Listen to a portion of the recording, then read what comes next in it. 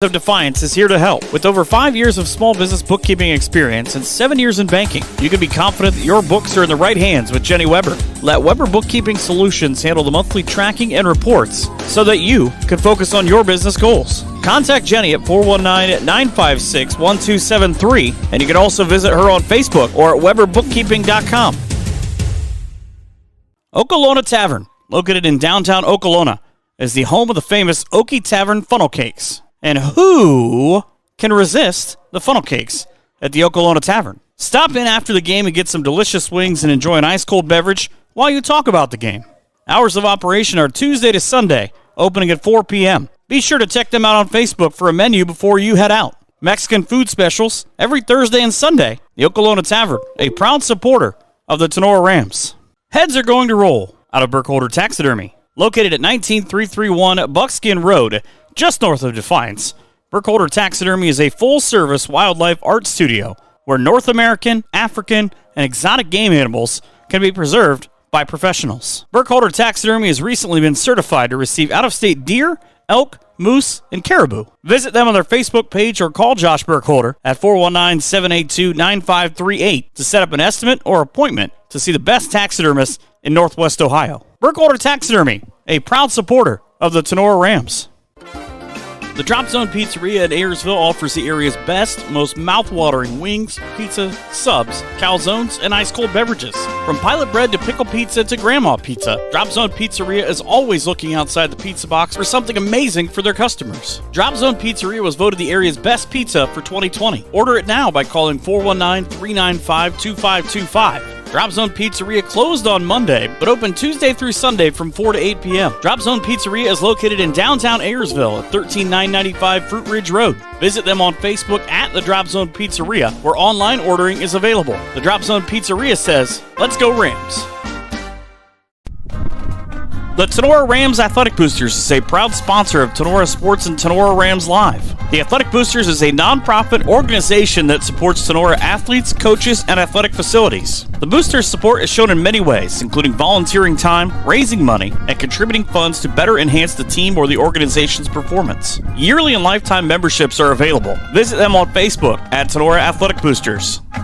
Have your hair and nails gotten out of control over the past few months? Cut and Polish Salon of Defiance is your local salon to get all pampered up. Cut and Polish Salon offers a vast range of quality services, including haircuts, highlights, specialty coloring, waxing, manicures, and pedicures. Please schedule a visit at their fun, relaxing salon where you can be sure that all of your hair and nail needs are a top priority. Cut and Polish Hair and Nail Salon is located at 413 Hopkins Street in Defiance. Be sure to book your appointment today by calling 419-576-5087 or do your booking online by visiting their Facebook page. Cut and Polish Salon says, remember, it's all fun and games until someone breaks a nail. Cut and Polish Salon is a proud supporter of Tinora Rams Live. Cut and Polish Salon owner Jenny Bidlack says, go Rams! Are you looking to build that nest egg for retirement or just looking to start a small investment portfolio for your family?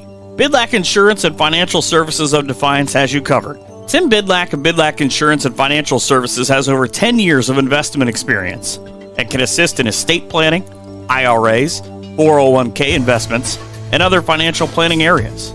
Are you looking for home and auto insurance? Matthew French can assist in those areas. At Bidlack Insurance and Financial Services, they will work one-on-one with you to make sure that your home, auto, or business is protected. Bidlack Insurance and Financial Services, located at 912 East 2nd Street in Defiance. Give Tim a call today for a free quote at 419-438-0023, and be sure to visit them online at bidlackinsurancefinancialservices.com or even on their Facebook page. Bidlack Insurance and Financial Services wishes best of luck to all Tinora Rams athletes this season. BSN Sports, the recognized leader in team athletic gear. BSN forms partnerships with educators, coaches, and students to build school pride, student engagement, and community spirit. Our partnerships give you access to the most brand names in the industry with all of the hottest products at the best prices. From Nike to Wilson to Under Armour, we can customize any team needs. Since 1972, BSN Sports has brought you the brands that make you untouchable on the field, the court, or anywhere else you play your sport. Contact BSN local sports rep Jim Gares for any of your sports needs at 419-576-8940. Looking for an auto body shop with highly skilled technicians and the most advanced equipment in the industry? Then Bat Stevens Body Shop is the right place for you. Bat Stevens will provide you with fine workmanship at a fair price. Our skilled professionals are committed to providing a quality and safe repair on every job like your life depends on it, because it truly does. Bat Stevens is an iCar Gold Class collision repair shop, ASE Blue Seal of Excellence business, and the area's #1 body shop voted on by Crescent News readers. Located in downtown Jewell, Ohio. Give us a call today at 419-497-3111 to schedule your free estimate today. Bat Stevens Body Shop says good luck to all Tinora Ram athletic teams, and go Rams. Signs Excavating of Defiance offers a variety of excavating and trucking services. Signs Excavating can assist with general excavating services, demolition, and emergency repair work. From driveways to ditch cleaning to site prep, Signs Excavating is here to assist. Signs Trucking Service can also assist in any of your equipment hauling needs. They're located at 2147 State Route 66. Signs Excavating, family owned and operated since 1999. For any excavating needs, give Josh a call at 419-769-2290. And for your trucking needs, ring up Brad, 419-481-3738. Be sure to visit them online at signsexcavating.com or Signs Excavating on Facebook. Signs Excavating wishes all the best to the Tinora Rams athletes. Are you ready? No! I said, are you ready?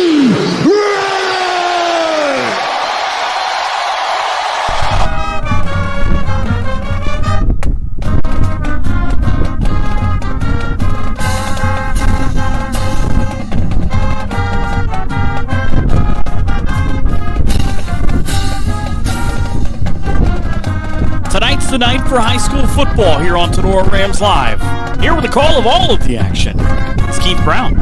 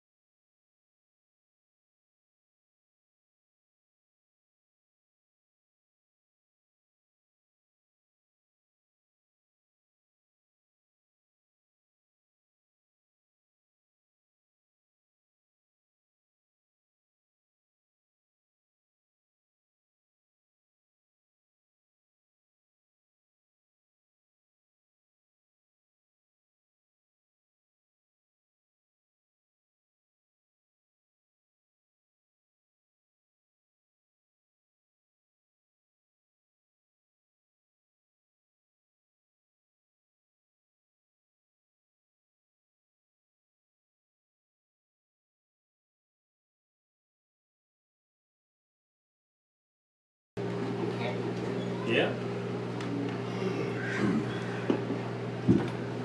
I got all the way to the top, and I'm like, well, it's too far to go back down. I didn't realize how high it up. I was looking out back and said, man, this is pretty way up compared to what Tinora is. Oh, yeah. Did Tyler Busey come to the game? I don't know. I was going to look for him. I didn't see him. But now Walsh, they used to play at the Hall of Fame Stadium, but I don't think they could financially afford it. The rumor was they had to pay $10,000 a game to play there. So they play at Glen Oak High School, which is crazy. It's a crazy high school facility. Just the facilities were phenomenal for being a high school. So I'm thinking Canton McKinley, that must be built into what they do, because that's their whole deal. Yeah, it is. Because the school sits right literally behind it. I know. But it was cool because yesterday,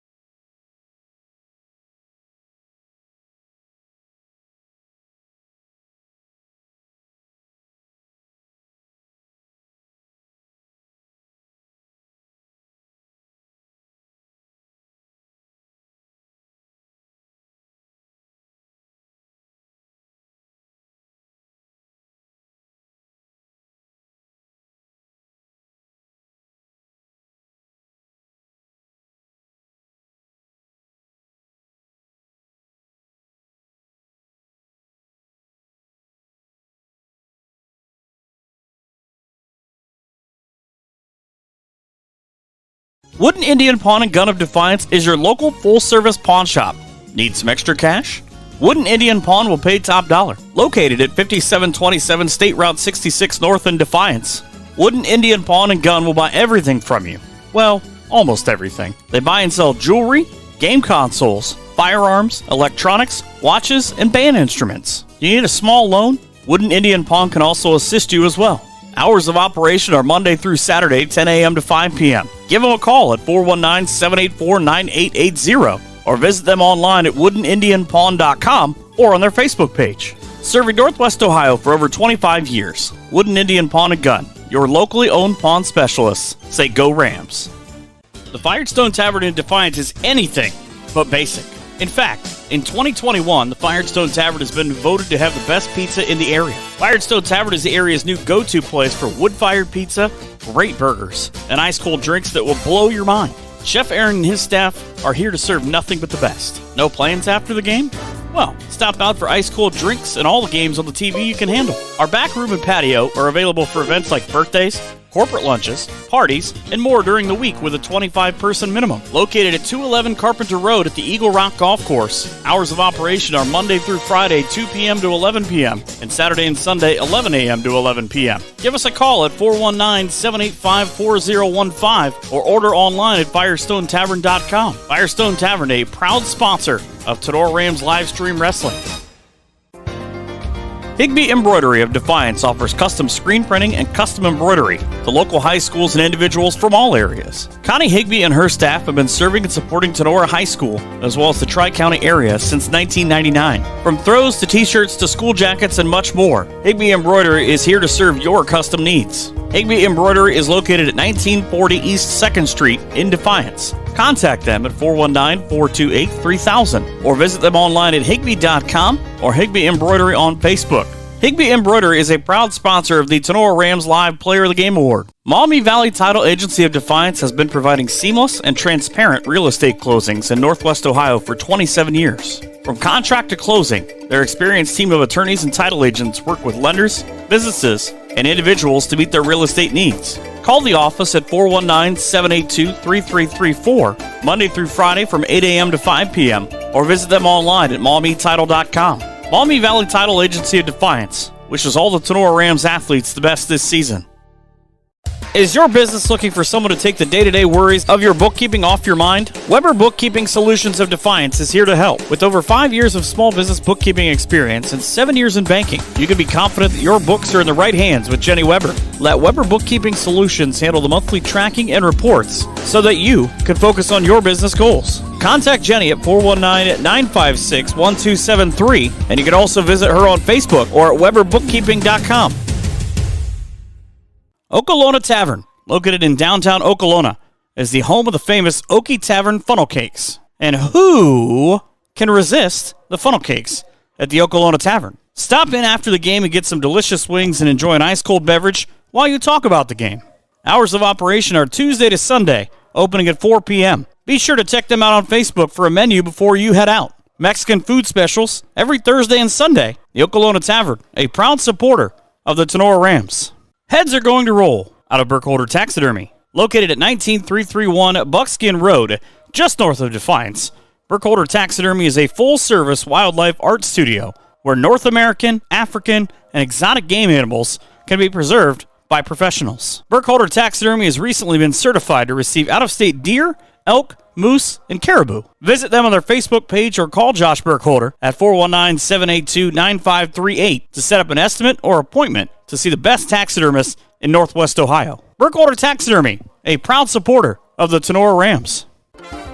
The Drop Zone Pizzeria in Ayersville offers the area's best, most mouth-watering wings, pizza, subs, calzones, and ice-cold beverages. From pilot bread to pickle pizza to grandma pizza, Drop Zone Pizzeria is always looking outside the pizza box for something amazing for their customers. Drop Zone Pizzeria was voted the area's best pizza for 2020. Order it now by calling 419-395-2525. Drop Zone Pizzeria closed on Monday, but open Tuesday through Sunday from 4 to 8 p.m. Drop Zone Pizzeria is located in downtown Ayersville at 13995 Fruit Ridge Road. Visit them on Facebook at the Drop Zone Pizzeria, where online ordering is available. The Drop Zone Pizzeria says, "Let's go Rams." The Tinora Rams Athletic Boosters is a proud sponsor of Tinora Sports and Tinora Rams Live. The Athletic Boosters is a nonprofit organization that supports Tinora athletes, coaches, and athletic facilities. The Boosters' support is shown in many ways, including volunteering time, raising money, and contributing funds to better enhance the team or the organization's performance. Yearly and lifetime memberships are available. Visit them on Facebook at Tinora Athletic Boosters. Have your hair and nails gotten out of control over the past few months? Cut and Polish Salon of Defiance is your local salon to get all pampered up. Cut and Polish Salon offers a vast range of quality services, including haircuts, highlights, specialty coloring, waxing, manicures, and pedicures. Please schedule a visit at their fun, relaxing salon where you can be sure that all of your hair and nail needs are a top priority. Cut and Polish Hair and Nail Salon is located at 413 Hopkins Street in Defiance. Be sure to book your appointment today by calling 419-576-5087 or do your booking online by visiting their Facebook page. Cut and Polish Salon says, remember, it's all fun and games until someone breaks a nail. Cut and Polish Salon is a proud supporter of Tinora Rams Live. Cut and Polish Salon owner Jenny Bidlack says, go Rams! Are you looking to build that nest egg for retirement or just looking to start a small investment portfolio for your family? Bidlack Insurance and Financial Services of Defiance has you covered. Tim Bidlack of Bidlack Insurance and Financial Services has over 10 years of investment experience and can assist in estate planning, IRAs, 401k investments, and other financial planning areas. Are you looking for home and auto insurance? Matthew French can assist in those areas. At Bidlack Insurance and Financial Services, they will work one-on-one with you to make sure that your home, auto, or business is protected. Bidlack Insurance and Financial Services, located at 912 East 2nd Street in Defiance. Give Tim a call today for a free quote at 419-438-0023, and be sure to visit them online at bidlackinsurancefinancialservices.com or even on their Facebook page. Bidlack Insurance and Financial Services wishes best of luck to all Tinora Rams athletes this season. BSN Sports, recognized leader in team athletic gear. BSN forms partnerships with educators, coaches, and students to build school pride, student engagement, and community spirit. Our partnerships give you access to the most brand names in the industry with all of the hottest products at the best prices. From Nike to Wilson to Under Armour, we can customize any team needs. Since 1972, BSN Sports has brought you the brands that make you untouchable on the field, the court, or anywhere else you play your sport. Contact BSN local sports rep Jim Garris for any of your sports needs at 419-576-8940. Looking for an auto body shop with highly skilled technicians and the most advanced equipment in the industry? Then Bat Stevens Body Shop is the right place for you. Bat Stevens will provide you with fine workmanship at a fair price.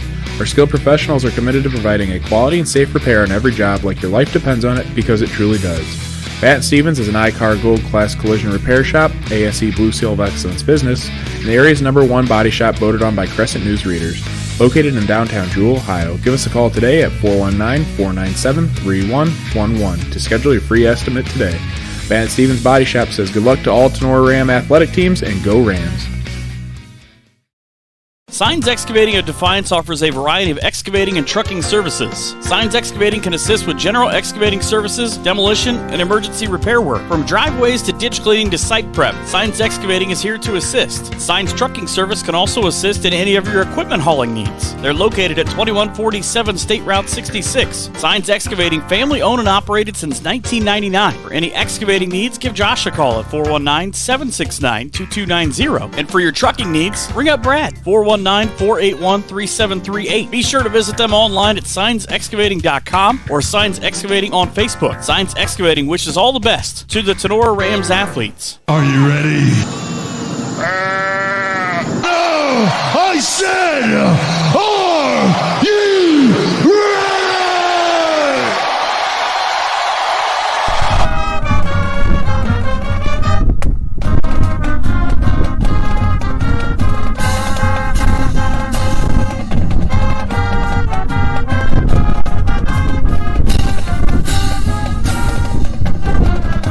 Tonight's the night for high school football here on Tinora Rams Live.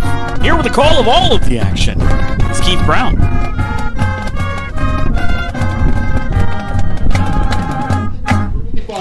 Welcome to Week 11 of the 2021 Tinora Rams high school football season. Coming up live from Tinora High School's Fred J. Brown Stadium is the Tinora Rams hosting the Seneca East Tigers in the opening round of the OHSAA playoffs. Yes, this is a Tinora Rams home game moved here to Defiance High School. Tinora Rams come in representing the GMC, the Green Meadows Conference, while the visiting Seneca East Tigers come in representing the Northern 10 Conference.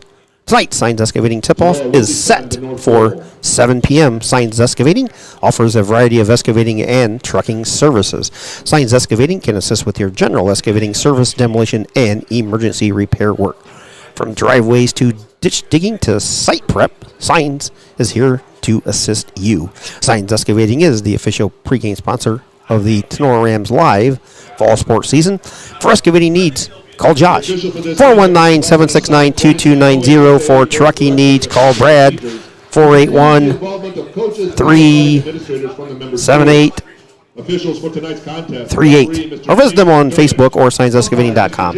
Rams of Tinora are heading into tonight at 9-1, riding a 9-game winning streak and coming off last week's win at Fairview, a 2021 GMC championship. The all-time series, these teams have met just one other time. That was back in the 2015 playoffs, where they met at Tinora in the opening round, with the Rams coming away with a 48-6 win.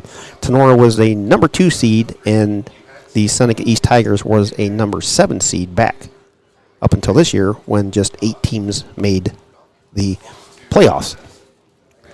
Tinora is averaging 37 points per contest through 10 games during the regular season here in 2021. However, over the last 6 conference games, the Rams offense has kicked it into another gear, averaging 44 points per contest, while giving up just over 3 points per contest on defense. Rams will run the wing tee while on offense. Tinora is averaging 318 total yards per contest, 226 on the ground, and 91 yards through the air.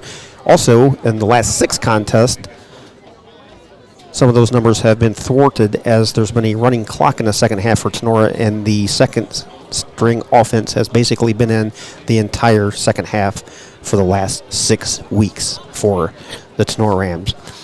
Up front, the offensive line leading the way will be Bryce Bailey, Tyler Hespy at tackles, Peyton Hancock at one guard, Hayden Becker at the other.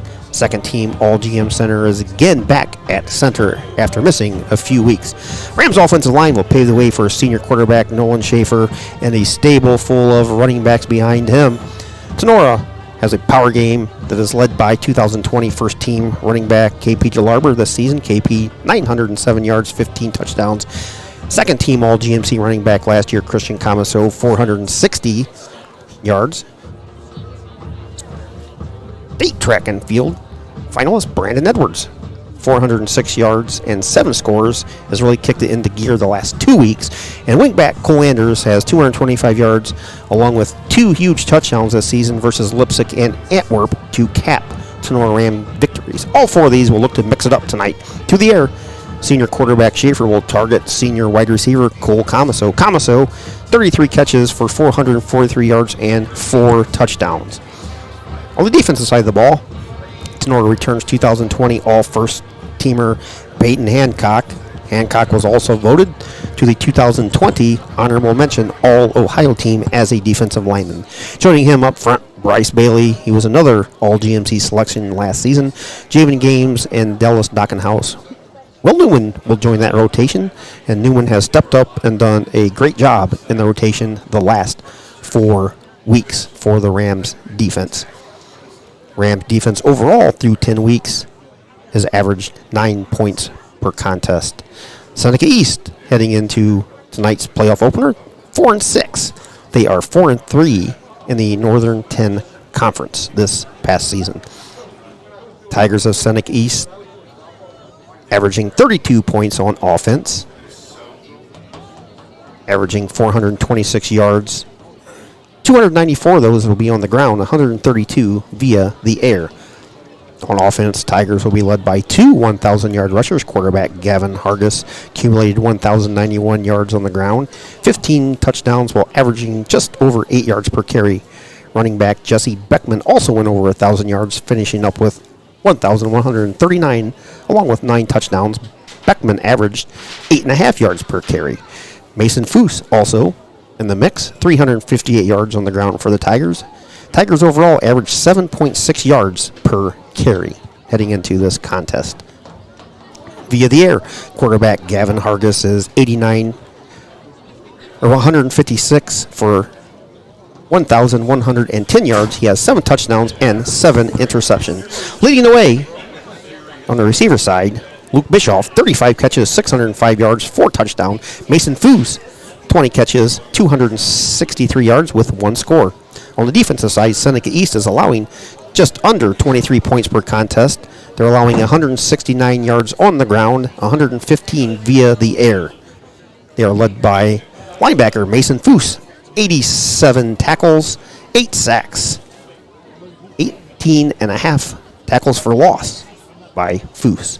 Safety Luke Bischoff has 5 interceptions in the secondary. 43 total tackles, along with Dylan Young. He has 60 tackles, 3 sacks, and 3 interceptions. Head coach of the Seneca East Tiger is Ed Phillips. Colors are orange, black, and white. They are Division 6, Region 22 Superintendent Dr. Laura Kagi, Principal John Vogt, Athletic Director Mr. Doug Mason. As we said, they are from the Northern 10. Your Tinora Rams, coached by head coach Kenny Krause in his 24th season on the sidelines for the Rams of Tinora. Overall at Tinora, Coach Krause, 177-73 in 24 years on the sidelines. He has now 14 playoff appearances. He has 2 Final Four teams, 2014 and 15. Coach Krause has won 71% of his games while coaching at Tinora. He is assisted by, in his 39th season, Coach H. Mike Heilshorn, Jeff Sleesher, Roger McKelvey, Aaron George, Eric Becker, Casey Helton, and Charlie Kelly. Superintendent at Northeastern Local Schools is Nicole Wells. Principal, Alex Knopfziger. Athletic Director is Mr. Craig Rudder. We are also Division 6, Region 22, which is why we're meeting here tonight. Generally, I use those for regular season games. I forgot to edit them out. Colors for Tinora are forest green and white. Rams, GMC champions in 1991, 92, 2002, 2003, 2006, 7, and 2009, 2010, 2013, 14, and 15. And it's hard to believe up until last Friday night, the 2015 was our last GMC championship up until this 2021 season, which we edited into the plaque. Wherever you are, however you may be listening, thanks to tuning in to tonight's game. Coming up is the Tinora Rams and the Seneca East Tigers in the opening round of the OHSAA playoffs. Thanks for tuning in to tonight's Signs Excavating pregame show. Signs Excavating is the official pregame sponsor of the fall sports season here at Tinora Rams Live. For all your excavating needs, call Josh, 419-769-2290. For your trucker needs, call Brad, 481-3738. Of course, visit them on Facebook or also signsexcavating.com. Go through a brief season review for the Rams. Week 1, Rams lost a heartbreaker, their only loss of the season, 23-21 to Liberty Center. Max Weimer nailed a 38-yard field goal with 22 seconds remaining to give the Tigers the win over the Rams. The Rams started the season 0-1. Week 2, Rams traveled to Wauseon. Rams returned to its famous ground and pound game. Please welcome back to the field, the Seneca East Offense and defense Tigers. collode both sides of the ball. The Rams winning the contest 23-13. Week 3, back at Justin Kressel Stadium. Rams jumped out to a 16-0 lead over Lipsick, only to see Lipsick rally and take the lead midway through the fourth quarter. Colanders then took a handoff 56 yards for the go-ahead score with 6 minutes and 20 seconds remaining. Rams hung on for a 23-20 victory. Week 4, Rams traveled over to Antwerp to face the feisty Archers. Archers gave the Rams all they could handle. Eventually, Tinora pulled away, came out with a 16-14 win, improving to 3-1, picking up the first GMC win, and that seemed to be the catalyst game for the Rams. After that, the Rams offense and defense went into a whole another level. Week 5, Rams hosted Wayne Trace. Rams led 28-0 at the half. They went on to a 35-7 win. Week 6, River Rivalry versus Ayersville saw the Pilots battle for the victory bell. It was a one-sided affair over at Ayersville as the Rams shut out the Pilots 39-0. Rams offense and defense played their best game of the season, limiting the Pilots to just 87 yards of total offense. Rams on the field in the forest green jerseys, black pants, and forest green helmets. Week 7, Rams welcome Paulding over for the first time as a GMC contest. Rams defeated the Panthers 45-6.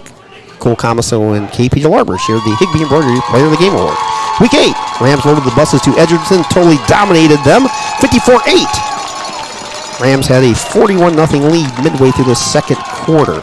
Senior night, Rams hosted Hicksville, same result. Defeated the Hicksville Aces 48-0. Brandon Edwards, 7 carries for 100 yards. And last week, in the season finale at Fairview, saw the Rams jump on the buses, head over to Fairview, and jump out to another early lead, 42-0 at the half. So for the 6th straight week, we had a running clock. Brandon Edwards again grabbed the Player of the Game Award for the Tinora Rams. 2 straight for Brandon Edwards here. Joined by Coach Tony Fairchild, Dr. A.J. Fairchild, and Logan is back with us.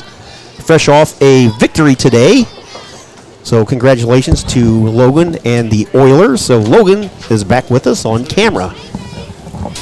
Jumped in the shower, hopped in the car, and made the trip here to Defiant. So welcome Logan back.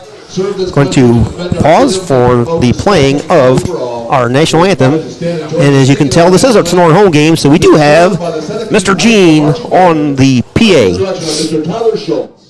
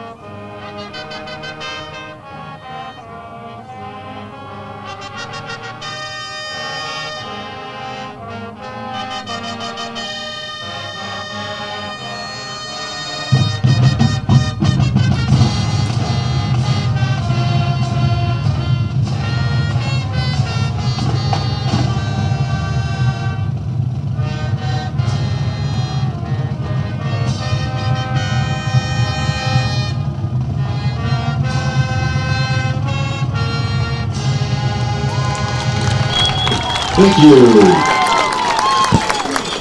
Back here at Defiance's Fred J. Brown Stadium, the Rams won the toss. They will defer, we said Rams in the forest green jerseys, white numbers, black trim, black pants. Seneca East, white jerseys, black numbers, orange trims, black pants. Was obligated to the Halloween parade in Defiance tonight. So Gene beat me to it. We just got a bunch of stuff going on here tonight in Defiance. We got Halloween parade, got Ohio State, Penn State coming up. We got Saturday night football.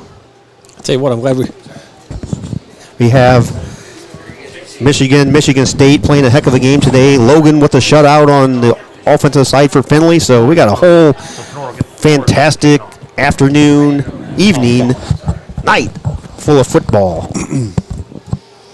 But yeah, I tell you what, I wouldn't want to play last night with the weather the way it was last night. Would have been a bad one to be out here. I'd much rather play tonight. It's a little cool, but it's dry and ought to be a fun game here on the turf at Defiance. Your David Frank game time temperature is 52 degrees, and by looking at the future forecast, it's pretty much going to stay 52 degrees throughout the contest. Kind of like that.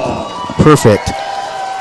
Dylan Camp has the ball teed up on the 40-yard line, all turf here at Defiance High School.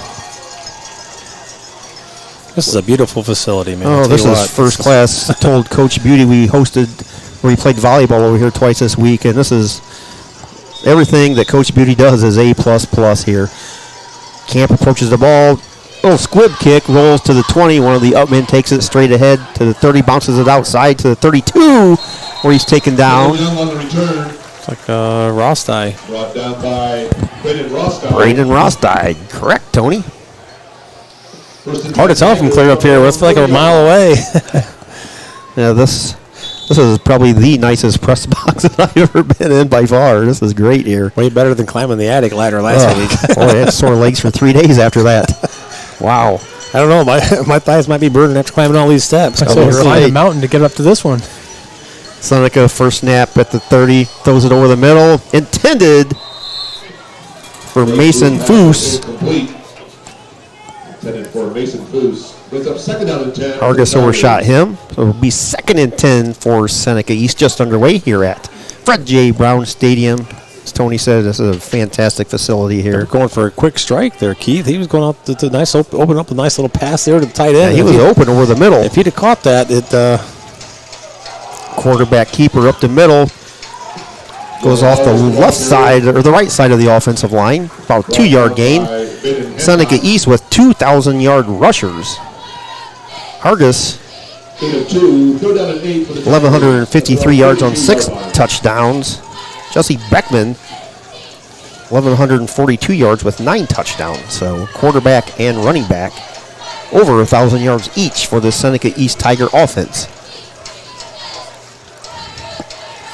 3rd down and 8 here from the 32. Pass over here on the near side, incomplete. That was a great close there, but it looked like Geisinger closing down hard on Hargis there. And I tell you what, the linebacker speed is going to be important here, trying to keep him contained. That will be a key tonight to see how these sophomore linebackers adjust to this wide open offense for Seneca East. 4th and 8 from their own 32, 11-12 remaining, no score here. Single back, Gavin Eckert back there. I think they're going to punt this. But yeah, Hargis is also the punter. Fielded by Eckert at the 32 to the 40, 45. Bounces off a couple tacklers, gets to the 48-yard line. But yeah, Hargis also was the punter. He averaged 37 yards a kick coming into tonight on 26 punts. Yeah, I can't believe they'll do that too many more times until they're going to handle that. That's from 6 yards deep. Almost like one of those little short punts you see during the NFL where they act like they're going to go for it, then they snap it to the quarterback and he pooch kicks it. Yeah, I don't know why you pooch kick it from your own 34-yard line, but he had a pretty good kick. Rams offense takes the field for the first time, be going left to right for those of you listening. Schaefer gives the ball to Cole Anders. Anders across the 50, taken down maybe at the 49. They're going to mark it right at the 50. Dylan Young on the tackle for Seneca East. Gain of 2, 2nd down and 8. You know, seeing Anders carry the ball, you know, he's not one of the guys that carries the ball a lot for us. Was kind of wild to see him get the very first carry of the game here. That's Cole, 31 carries, 225 yards, 4 touchdowns, and like we said during the pregame, the huge touchdowns, once against Leipzig, and then the one at Antwerp. I formation for the Rams. One receiver near side, one far side. Schaefer under center for the Rams. Ball's at the 50. Pitches to KP DeLarber off the left side. 45, 40, 35, 9, 20, 10, 5, 4, 3, 2, 1. Touchdown! KP DeLarber and the Rams. Wow, that was quick. That was quick. Maybe that's why we let KP carry it on the second carry. KP DeLarber takes it 50 yards. Rams on top, 6-0. Wow. And if I remember right, the last playoff carry that KP had, he took it 80 yards against Columbus Grove last year, where me and Logan were over in the bleachers at Columbus Grove freezing to death about a year ago. I think there was actually flurries in the air that night. Camp's on for the extra point. Kick is up, and it is good. Camp's extra point gives the Rams a 7-0 lead with 10:13 remaining here in the first quarter on your Drop Zone Pizzeria scoreboard. We'll be back after this brief timeout. BSN Sports, the recognized leader in team athletic gear. BSN forms partnerships with educators, coaches, and students to build school pride, student engagement, and community spirit. Our partnerships give you access to the most brand names in the industry with all of the hottest products at the best prices. From Nike to Wilson to Under Armour, we can customize any team needs. Since 1972, BSN Sports has brought you the brands that make you untouchable on the field, the court, or anywhere else you play your sport. Contact BSN local sports rep Jim Gares for any of your sports needs at 419-576-8940. That touchdown by KP DeLarber is brought to you by the Oklahoma Tavern. Stop out after the game, catch the second half of the Buckeyes. If you can get there in time, fighting through the Halloween parade traffic here, that is. Yeah, they closed the bridge. I didn't. The only thing I can figure there is they closed the bridge in town was because you can't dart around there behind like you always do right after you hit the bridge. You always take a right. It's all under construction. Maybe that's why they did that. Camp high end over end kick all the way back to the 6-yard line. Oh, Ball's dropped there. Still scrambling to pick it up. Beckman chased out of bounds on the far side about the 17-yard line. We got a flag on the play. Probably a late hit on the Rams, possibly. Was that Bischoff that returned that? Bischoff? Yes, it was. 21? That was Luke Bischoff. Bischoff. Yeah, I might have said Beckman. My apologies. I got my 20s and 21s messed up here.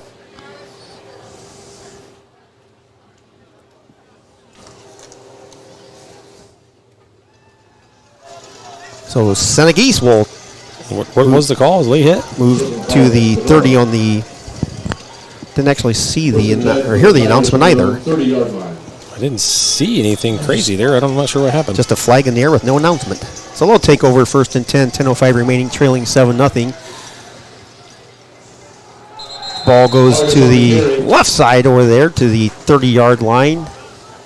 No gain, maybe a loss of a half yard. I tell you what, Tenora's front line is going to be. They're going to be tough to run against. It's going to be up to those linebackers to fill gaps and keep them from getting to second level. Hargis takes it, tries to go off the right side. He's brought down, loss of 2 on the play. We're talking during pregame with Garrett Mansfield on the bull. Me and him were talking. He said this is a similar offense that Ayersville runs, and we pretty much shut them. Obviously, they didn't have 2,000-yard rushers. Right. But Berner was the leading rusher, I believe, in the GMC. So they were close to having 2,000-yard rushers, Ayersville was. So he compared it to Ayersville. 3rd and 11 here. Quarterback under pressure, steps up to the 30, to the 34-yard line goes Hargis, where he's brought down there at the 35-yard line, short of the first down by 5 yards. 4th and 5. Joey Geisinger. Geisinger's played a heck of the last 6 weeks. Well, I tell you what, the whole sophomore linebacking crew has just been outstanding. 4th and 5 from the 45. Again, a short drop, but a kick or a punt hits at the 33, bounces to the 30, 25, 20, rolls inside the 20 to about the 18-yard line. So a nice kick there by Gavin Hargis. As we come back out here on offense now, Logan was talking about some of the stats from some of our players here. It looks like KP DeLarber is sitting at 907 yards coming into tonight's game here. So he might be looking at pushing 1,000 yards tonight. Well, he just got 50. 957 now. Sitting at 950 now. So, yeah, he's closing on that 1,000-yard milestone. That's got to be a proud moment for him. 8:31 remaining here in the opening quarter. 7-0 Rams on your Drop Zone Pizzeria scoreboard. Rams will start inside their 20 at the 18-yard line. Schaefer under center. Ball's on the far side hash. Fake handoff. Looking out here. Throws it on the near side. Hit the open receiver. Camaso. Christian Camaso out of the backfield with the reception. Gain of 4 will call it on the play. Gain of 4, 2nd down and 6 for the Rams. Christian with 6 catches for 105 yards this season. Schaefer kind of had a quietly good season. 905 yards passing for Nolan. 63 of 94. Pitch goes to Camaso. Hit at the 21. Bounces off a tackler. Falls forward to the 22.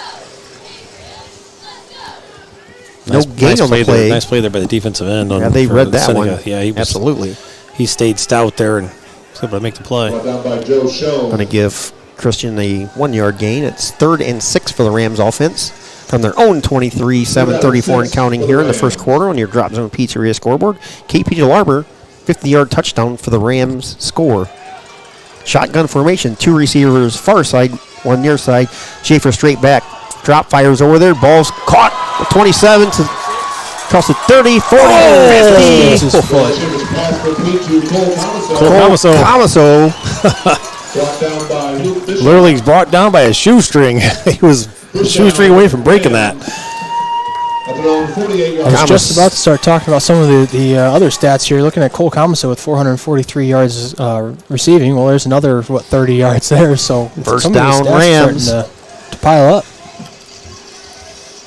7-minute mark here and counting. 7-0 Tinora. Rams driving. Big first down there. Nice pass. Good first down there. Huge 3rd and 6. 2 receivers on the far side. Man in motions. Camaso. Play goes to Camaso across the 50 to the 45.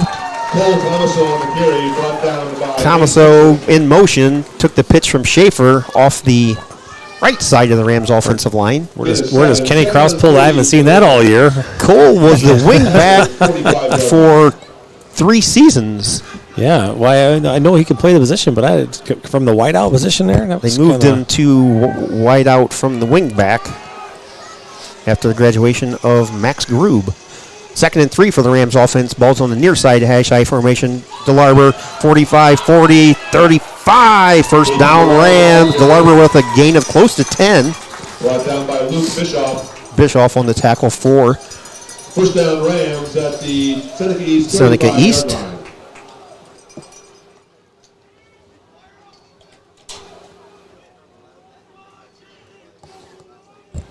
Yeah, this is kind of a different look that we've seen Tinora have past few weeks. We've actually started the ball on our side of the field. Yes. Past few weeks, we've been doing pretty good with the field position. Wolfram adjusts to the left side. 2 receivers, 1 near and 1 far. Handoff. DeLarber goes nowhere, trying to go off the right side of the Rams offensive line. May have actually lost a yard. Bring up 2nd and 11 from the Seneca East 36-yard line. 5:35 and counting in the first quarter. 7-0 Rams on your Drop Zone Pizzeria scoreboard. Thanks for tuning in. Keith Brown, Logan Bailey back on camera. Coach Tony Fairchild, Dr. A.J. Fairchild here from Fred J. Brown Stadium at Sonora Rams home game tonight. As you can hear in the background, Mr. Gene Sugg. Yeah, they wanted to get on. I guess Kenny wanted to get on the turf as fast as he could. So here we are at Defiance. 3 backs. Schaefer straight back drop, fires out there, has a man. Grady Gusweiler catches it at the 11. He's tackled at the 8-yard line. Fantastic catch. Wow. Yes, 3 backs in the backfield. For those of you listening on radio, Schaefer with, again, a magician-like ball fake. Hit Gusweiler called it at the 11, brought down at the Seneca East 8-yard line. 1st and goal Rams. just under the 5-minute mark here, leading 7-0. Another 3 backs in the backfield. Schaefer under center. Gives it to Larber off the left side. 5, 4, 3, 2, 1. KP takes it in from 8 yards out. So with 4:43 remaining in the first quarter, KP DeLarber with the second touchdown run, giving the Rams a 13-0 lead. Rams line up for the point after the attempt. As Logan said during the commercial break, he was closing in on 1,000 yards. Camp one for the extra point for Tinora. Schaefer on the hold. Bone on the snap. Snap's good, hold's good, kick is up. And it's no good. Pushed it left. Wide left. So 4:43 remaining in the opening quarter. Rams with a 13-0 lead on your Drop Zone Pizzeria scoreboard. We'll be back right after this timeout. Need some extra cash ASAP? Wooden Indian Pawn will pay top dollar for your used goods. Located at 5727 State Route 66 North in Defiance, Wooden Indian Pawn and Gun will buy everything from you.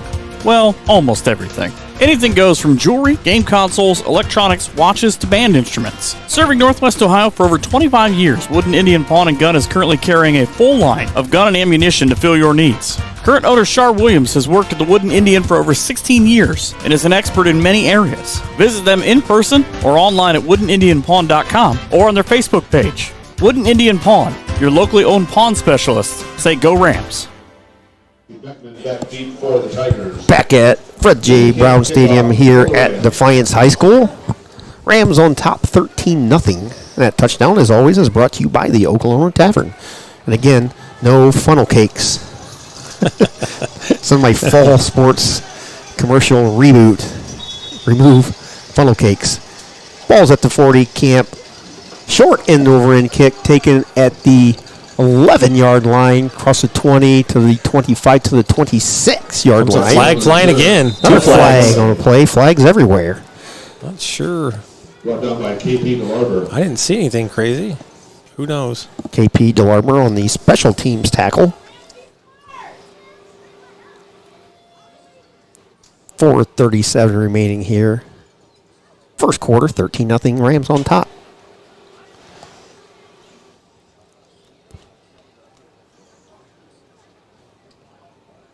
Legal block in the back on the return for Seneca East. That'll back them up a bit. I was wondering if maybe it was some sort of illegal block, just because it didn't look like the Rams did anything on that one.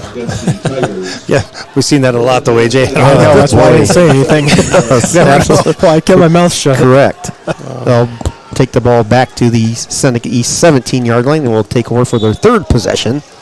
Shotgun formation, Hargis back there. 4 receivers near side, man in motion, low snap. Picks it off the turf, throws it deep, has a man out there. Interception! Cole Thomason reached up with one hand and brought it back to his body for the interception. Dude, that was a game saver because I don't know. Whoever he was trying to hit was wide open. He hit burnt. I'm not sure who was on the coverage there, but he was burnt. And man, Camaso just bailed him out. That was a great catch. Wow. First and 10, Tinora from the Tiger 38-yard line.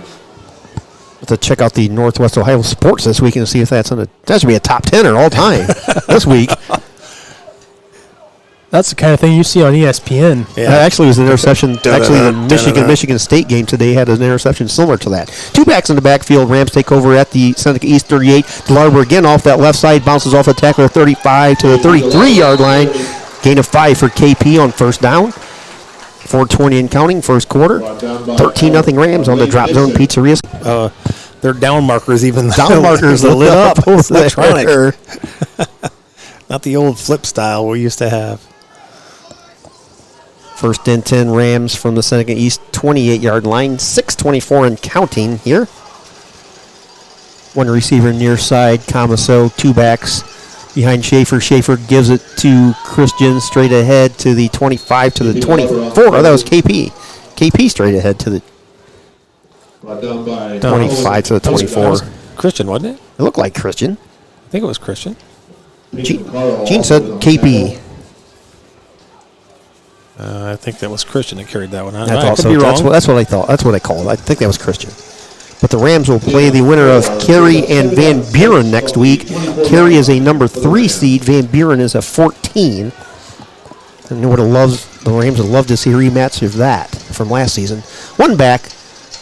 Inside handoff, KP DeLarber, 20. Drags some tacklers down to the 10. Maybe another first down for the Rams. First and goal. No, first and 10. First down, Tinora. First and 10 from the 17-yard or 16-yard line of the Van Buren, goodness gracious, I got to erase my memory. Seneca East Tigers. Rams break the huddle. Camaso far side. One back in the backfield, straight ahead. Christian Camaso to the 10 to the 9-yard line. Brought down by Colton Short.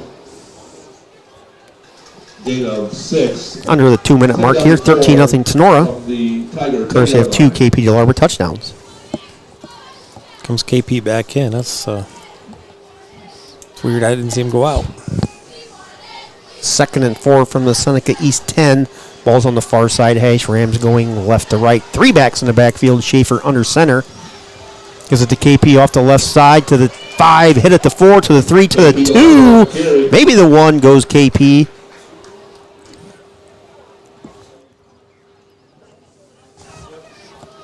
Brought down by Dylan Young. First down, Tinora. First down, Rams. First and goal from the 4-yard line. Ball's on the far side hash for Tinora.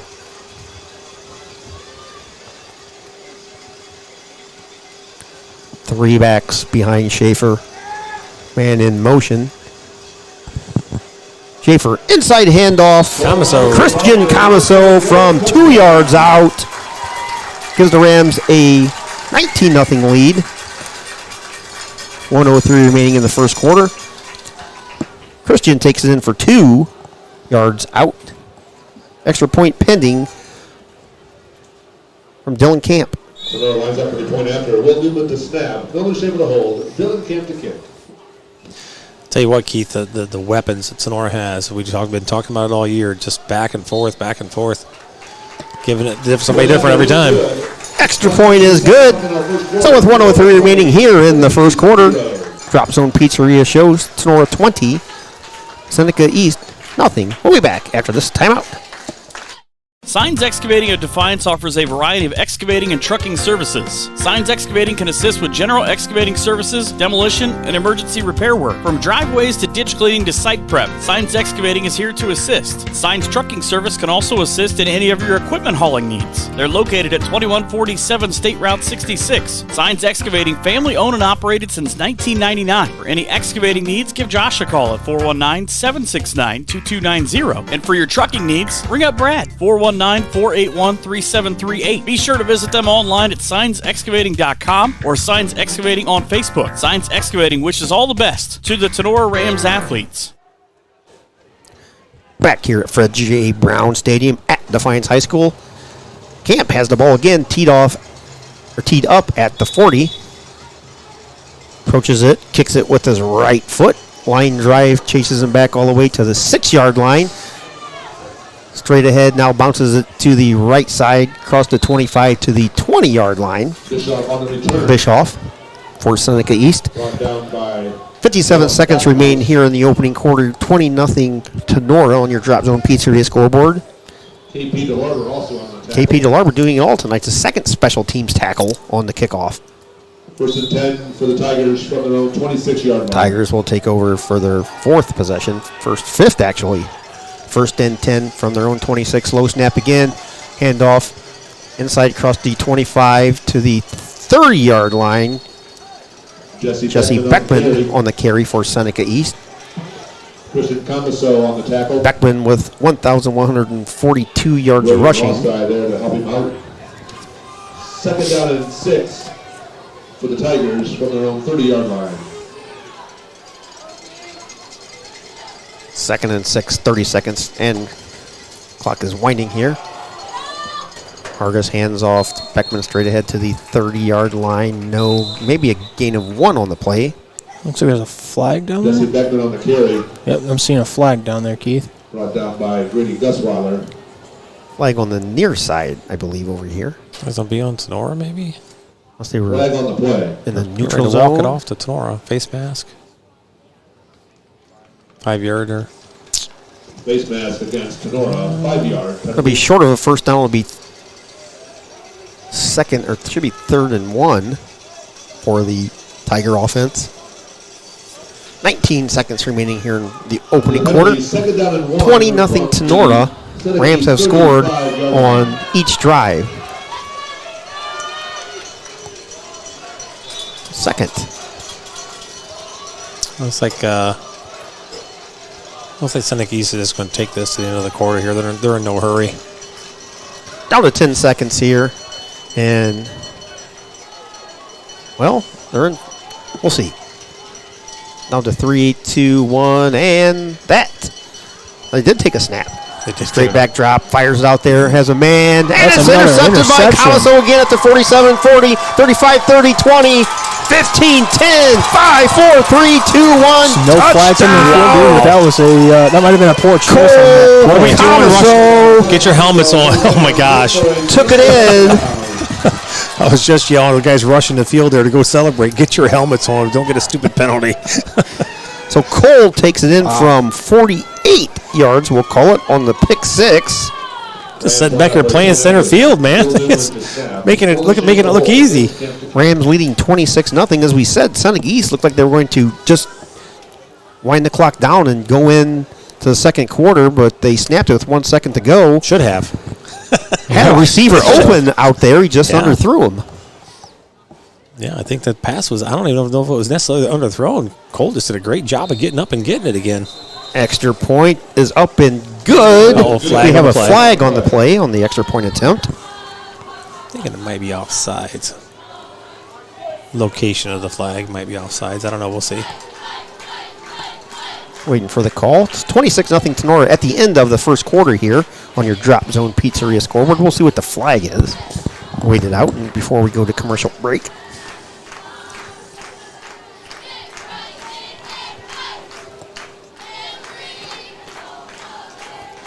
Block. Like Chop be the way to chop block on the Rams, which we've seen too many times this season. That was our second half penalty, was a chop block. Against Tinora.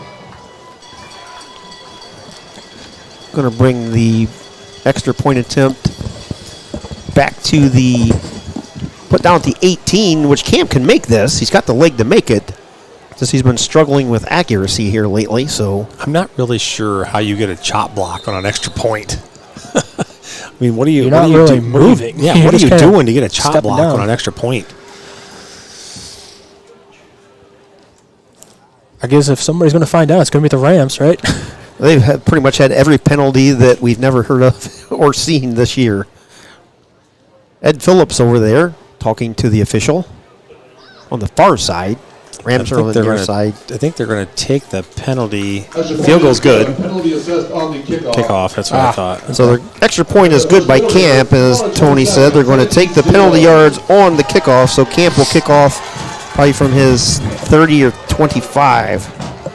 We're going to head to the second quarter here at Fred J. Brown Stadium. Rams, which we've seen so familiar in the last 6 weeks, now week 7, 27-0 as we head to the second quarter. We'll be back after this timeout here on Tinora Rams Live on YouTube. The law office of Weeder, Yoder, Hill, and Weber is a full-service law firm dedicated to providing quality legal services in Northwest Ohio. Since 1965, their attorneys have had a well-deserved reputation of excellence, serving clients with a focus on integrity, advocacy, and understanding. We are a general practice law firm that can handle all of your legal needs. We offer high-quality legal work and personal client service. Each of our attorneys are committed to providing you with top-notch legal support. Attorneys Jim Weiner, Danny Hill, Cam Staley, and Ian Weber are here to assist you. Call them at 419-782-3010 or visit them online at WeinerLawOffice.com. The law office of Weiner, Yoder, Hill, and Weber is a proud supporter of Tinora Rams Live. Back at Tinora High School, getting ready to start the second quarter. Logan Bailey back from his game today. Congratulations to Logan on the shutout win. He's on camera. Dr. A.J. Fairchild on graphics and score. Keith Brown on play-by-play. Coach Tony Fairchild also on color. So we got a full house tonight. We got the crew back together. I know there was some lengthy discussion here about what was going on here with the referees. I'm not sure. Then there's 15-yard penalties back to the 25. Let him kick. After it's all said and done, as Tony said, that seemed like 7-minute conversation. The ball's going to be spotted at the 25 on the camp kickoff before we start the second quarter. Trying to get all of our T's crossed and our I's dotted. Rams will be going right to left, so camp will be kicking to the open end of the stadium. Dylan Camp, the kickoff. Has it teed up at the 40 for the fourth time tonight, or fifth time actually. Kick taking at the 27-yard line, straight ahead now, tries to bounce it off the left side where he's met for probably about 6 Rams on special teams as Bischoff. Thought maybe he'd try something different, go the other way. That didn't work out too well. Luke averaging just over 17 yards on kickoff returns for Seneca East. Thanks everybody tuning in here on Tinora Rams Live. If you're from Tinora or Seneca, or you're just tuning in watching the ball game, we appreciate everybody for tuning in. If you're listening on the radio, we appreciate you as well. 27-0 Tinora here, just underway second quarter. Seneca East going left to right. Hargis takes the handoff. Bischoff on the inside handoff. Nice job by Newman there coming up as defensive end and got upfield there and turned that in. Dockenhouse cut his legs out. Between Newman and Dockenhouse, the last probably month and a half when Dockenhouse was out, Newman stepped in and did a great job. Also 2 on the play, he's 2nd and 12, shotgun formation. Handoff comes inside, across the 35. Hargis on the carry. To the 37 goes Hargis. Back to the original line of scrimmage. KP DeLarber on the tackle for Tinora. He 3rd and 10 for the Tiger offense from their own 38-yard line. I tell you, like I said, the speed of the backfield of not only the front four for Tinora, but the linebacking crew and everybody just tough. Under pressure, Foose throws it out there. Ball's completed. The 47 falls forward to the 45. Hargis on the catch. So Foose took the snap, fired out there. Hargis on the reception for Seneca East. I believe unofficially, is that their first down? Actually, I was thinking the same thing. I think it is the first down they've had. Crossed the 50 into Tinora territory at the Ram 45. Well, they'll start 1st and 10. Yeah, and that was a missed tackle there by Javin Gaines. If had just overran him just a little bit, if he'd made that tackle, it would have been a big loss. So Foose is lined up at quarterback. 2 receivers near side, 1 far. Foose straight back drop. Looking under pressure.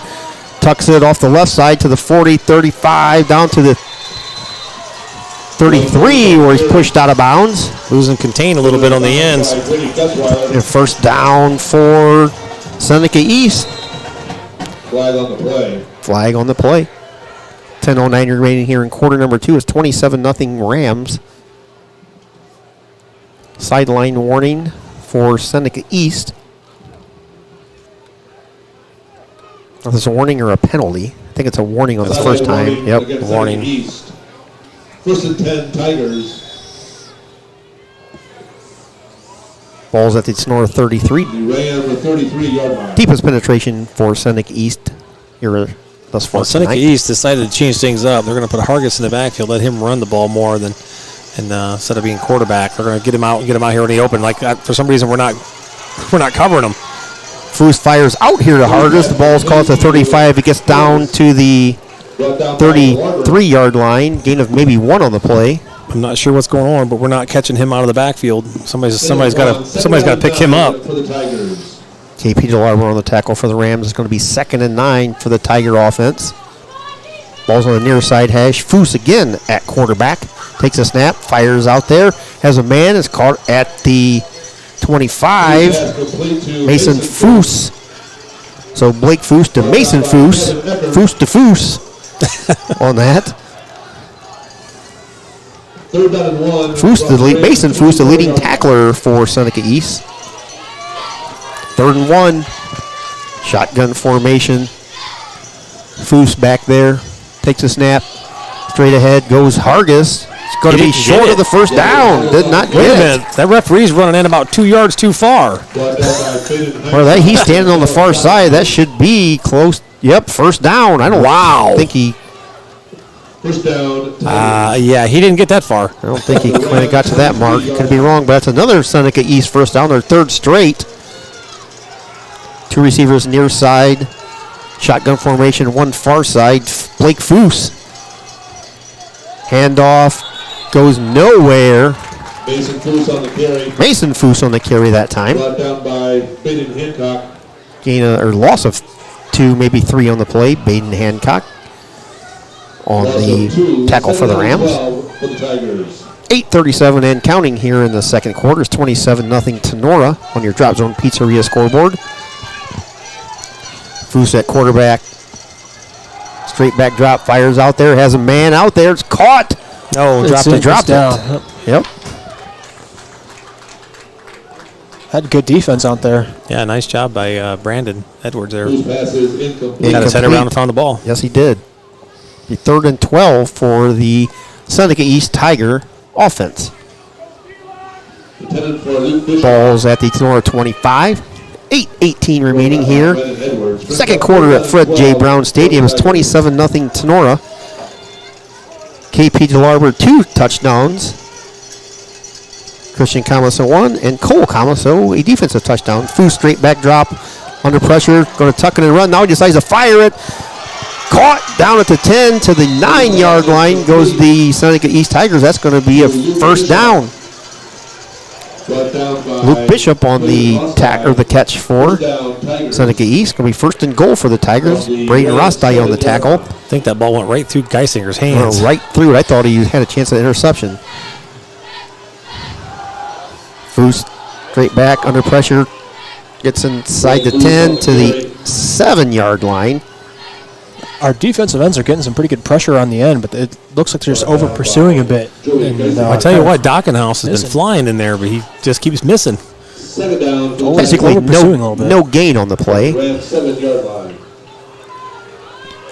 2nd and goal for Seneca East from the Tinora 7. 7:45 and counting here in a second. Foose still at quarterback in the shotgun formation. Straight back drop, looking lots of time. Throws it out here. Has a man wide open. Caught for a touchdown. Alex King. King takes it in from 7 yards out. That was not a good series defensively for Tinora. I think they looked out of sync. They switched quarterbacks, and boy, Tinora just got out of sync right now. Yes, Seneca East found something on that drive. A lot of wide open people on pass plays. Gee whiz. Tigers line up for a point after attempt. 27-6 Rams lead here. Kick up. Kick is good. 7:32 left in our first half of play.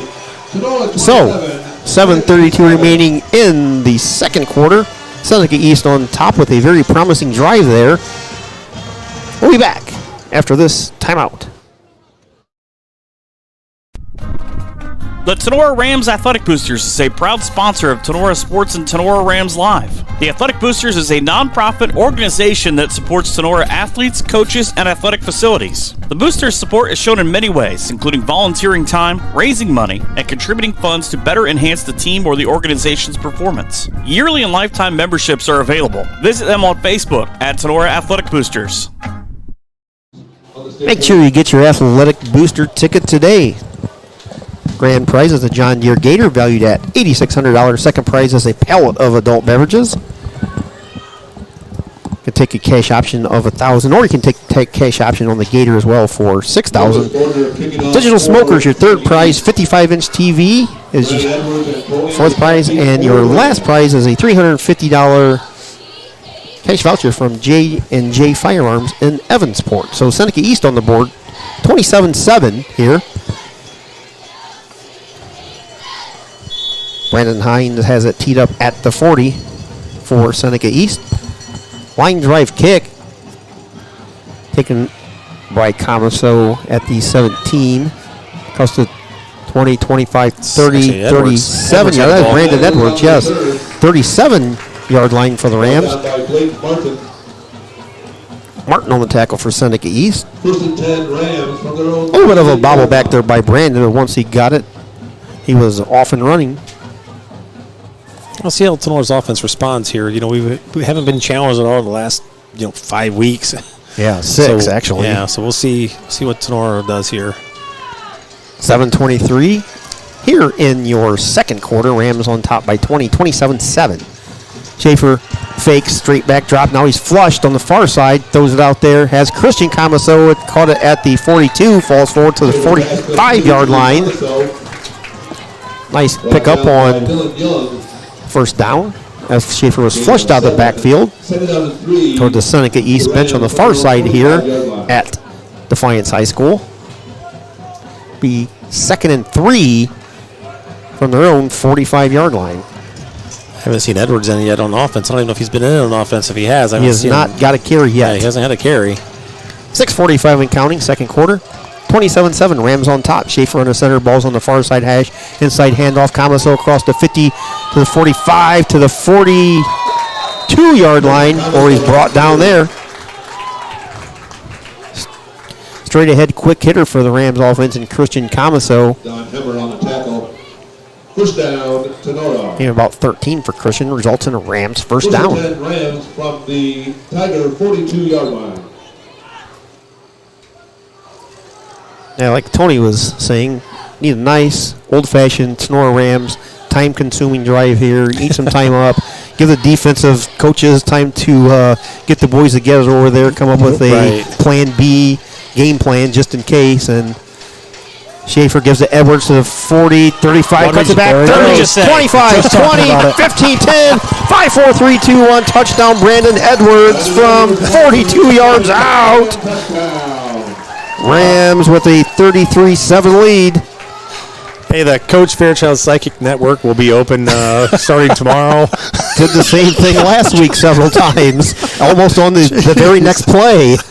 So last week, I think I called the stop and go from Fairview. Yep, down the sideline to Hastings. Camp on for the extra point. Schaefer with the hold. Camp's kick up, has the distance, and it's good. Dylan's Camp's extra point gives the Rams a 34-7 lead. We'll be back. 6:10 remaining here in the second quarter from Fred J. Brown Stadium. Tinora Rams 34 and Seneca East 7. Maumee Valley Title Agency of Defiance has been providing seamless and transparent real estate closings in Northwest Ohio for 27 years. From contract to closing, their experienced team of attorneys and title agents work with lenders, businesses, and individuals to meet their real estate needs. Call the office at 419-782-3334, Monday through Friday from 8 a.m. to 5 p.m., or visit them online at MaumeeTitle.com. Maumee Valley Title Agency of Defiance wishes all the Tinora Rams athletes the best this season.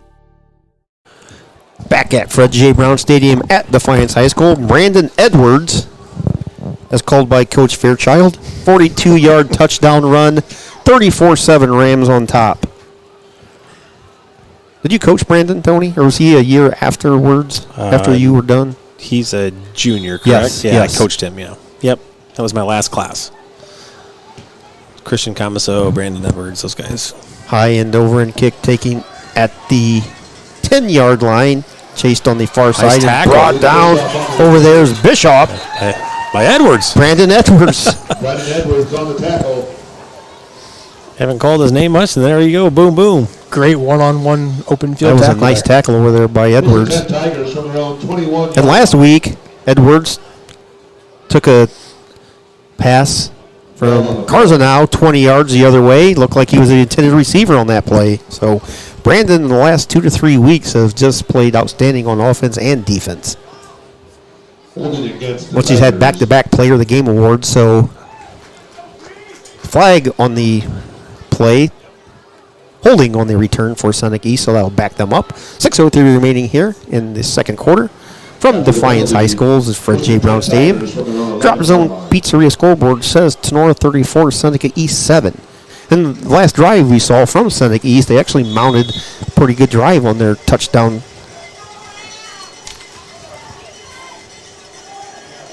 Pass Little back, trickery, pass back. Foos back to Vargas. Burnt.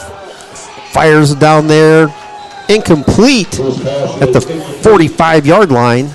Thank goodness for Brandon's speed, because he was burned on that one. He Made was a nice managed to recovery. recover on it. Sure did.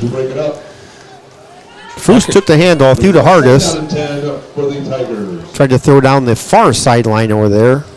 Nice recovery by the Rams defense. Ball fell incomplete. 2nd and 10 from their own 11-yard line. 5:55 remaining here in the second quarter. 34-7 Tinora. 3 receivers near side, 1 far side.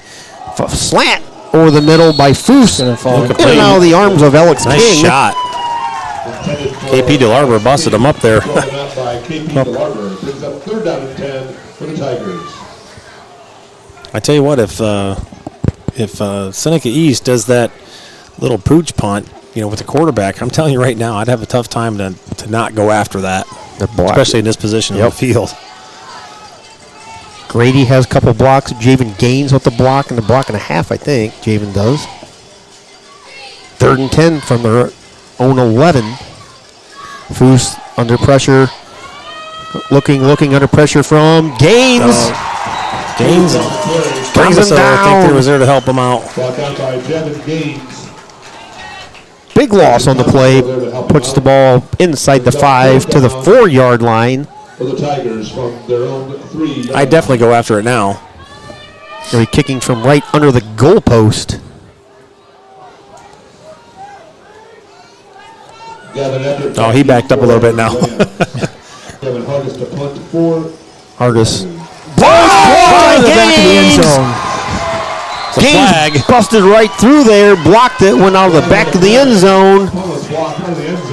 There's a flag on the play. That's similar to what we saw at Ayersville. Not sure what the flag, if they're going to try to say the Rams are offsides, maybe? I don't know. Nope, holding. Oh, it's going to count. Fine. So the safety. Is a safety. So with 5:13 remaining here in the second quarter, Gaines blocks it out of the back of the end zone for a safety. Result is 2 points for Tinora and a 38-7 lead, or 36-7 lead. Wow, there was just he just basically plowed right through the middle like there was nobody there. Yeah, as a kicking team, punt team there, that's against Tinora. You do not want to have a short field position like that trying to punt the ball, because we're consistently through the line of scrimmage, fingertips on the ball. So position like that, you're just asking for it to get blocked. Last year we saw Grady Gusweiler block 4 kicks. This year, after the first couple that he got, I think teams are pretty much double teaming Grady, which is allowing that interior where we just saw Jamie Gaines basically just bust through, seems untouched. I think if he'd had kind of more dove for that instead of been standing up, he might have been able to just take that right off the foot for a touchdown. 5:13 remaining here in the second quarter. 36-7. Rams on top on your Drop Zone Pizzeria scoreboard. And, of course, that safety was brought to you by the Oklahoma Tavern. Stop out after the game tonight to have some mouth-watering wings, some adult beverages, and watch the second half of the Ohio State and Penn State game, which we got to get on our phone here pretty soon and bring that game up. Going to punt on the safety from the 20. It's at the 40. Edwards picks it up at 35, across the 40. It's Anders. 35, 40, 45, 50, 55. Cole Anders on that. Got new glasses coming in, hopefully in a week. Hey, we're helping you out, buddy. We're helping you out. I'm standing back, looking through the glass. Looking through the glass with the reflection. You guys came. Man, we were spoiled last week. I got the high def over here where there's no window. That view we had from Fairview last week was great. Rams will take over with 5:07 remaining here, just inside the 50. Shotgun snap goes to Schaefer, handoff. Camaso across the 45 to the 40 to the 38-yard line goes Christian. Gain it close to 8 off that left side of the Rams offensive line. Rams offensive line done a fantastic job this season. Boys up front definitely have got the job done. And that includes an injury to Eric Bone, where Eric missed a couple of starts during the season. He got injured right after half of the Ayersville game. Kind of the unsung heroes. You know, the offensive line, those guys never get a bunch of credit, but I tell you what, those 1,000-yard rushers don't get the 1,000 yards without blocking up front. 2nd and 1. Inside handoff. Camaso shakes a tackler. 30, 25, 20, 15, 10-yard line. Camaso was acting like one of those little blow-up dolls you have when a kid. He's just bouncing off people. First down, Tinora. Again, a shoestring just kept him from scoring. 27-yard gallop for Christian Camaso. 1st and 10 from the Seneca East 11. 4:15 and counting here in the second quarter. It's 36-7, Rams on top. Thanks everybody from Tinora and Seneca East for watching. Keith Brown, Logan Bailey back on camera, Dr. A.J. Fairchild and Tony Fairchild. A.J. on the graphics. KP DeLarber takes the handoff, tripped up at the 7, falls forward to close to the 5-yard line. Brought down by Ray Snook. Gain of 4 on the carry for the Rams. Get the halftime stats, but KP has got to be closing in on his 1,000-yard season. Sean and Kirsty Mack up here with us. If I've got his stats right, he's at 999. If I added right, I've been trying to keep track, and I think I'm at 999. Well, if working in the office tells us anything about your math right now, it might be off by a little bit. Oh, that's only measurements. 2nd and goal from the 6. Inside handoff goes to Christian. Oh, he got in. Fumbles, stumbles, tumbles in to the end zone for a 6-yard touchdown run. So with 3:10 remaining here, Christian Camaso takes it in for his 2nd touchdown. Rams 42, Seneca East 7. Will Newman to snap. Nolan Schaefer to hold. Dylan Kemp to kick.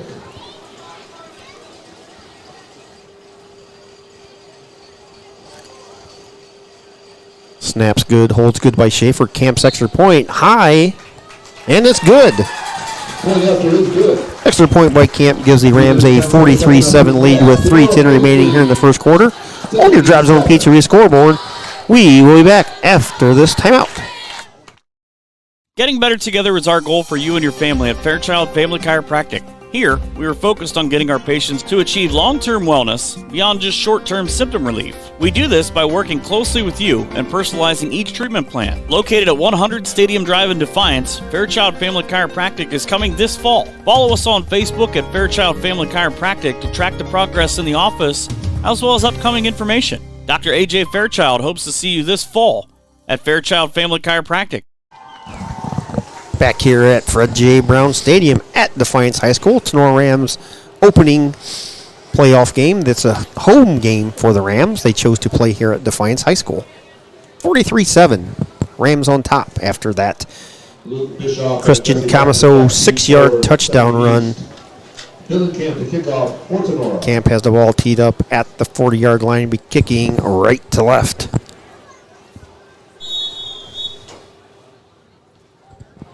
Here's the whistle, approaches the ball. Nice deep end over and kick, taking at the 9-yard line. Across the 20, bounces outside 25, 30, 35, 40, 45, tackled at the 46-yard line. Blake Bischoff, nice return by Bischoff, one of the longer runs we've seen against the Rams special teams here in recent weeks. Cut back against the grain there, and we didn't stay in our lanes, is what we always talk about, stay in your lanes, and they did a very good job there. A big thank you to Frickers for providing wings here in the press box for tonight's contest. Frickers wings we had up here. Those are delicious, yes. As Gene said, thanks to Frickers. Shotgun formation, little short pass out there was caught, and he is dropped instantly. Gavin Eckert, wow. Is Bischoff. Brought down by Gavin Eckert. Foose hit Bischoff on a little lateral pass over there to the far sideline, and Gavin Eckert just came up there and just blew that up. Loss of 2 on the play, 2nd and 12. You know, Keith, I'm never really a fan of a screen pass like that, especially from this close hash marks to the far side of the field. It just leaves too many variables. Foose takes a snap. He's under pressure. Chased again. Across the 45, falls forward to the 47, maybe the 48-yard line. Not sure who's a defensive end on that side. Oh, it was like Becker. It looked like Becker was getting mauled. Trying to get loose. The guy wouldn't let go of him. Foose on the scamper for 5, be 3rd and 12. Just under 2 minutes here at Fred J. Brown Stadium. 43-7 Rams right before the half. 3 receivers near side, 2 far side, empty backfield. Foose takes the snap, looking, under pressure again, and he's brought down. Foose on the carry. Ouch.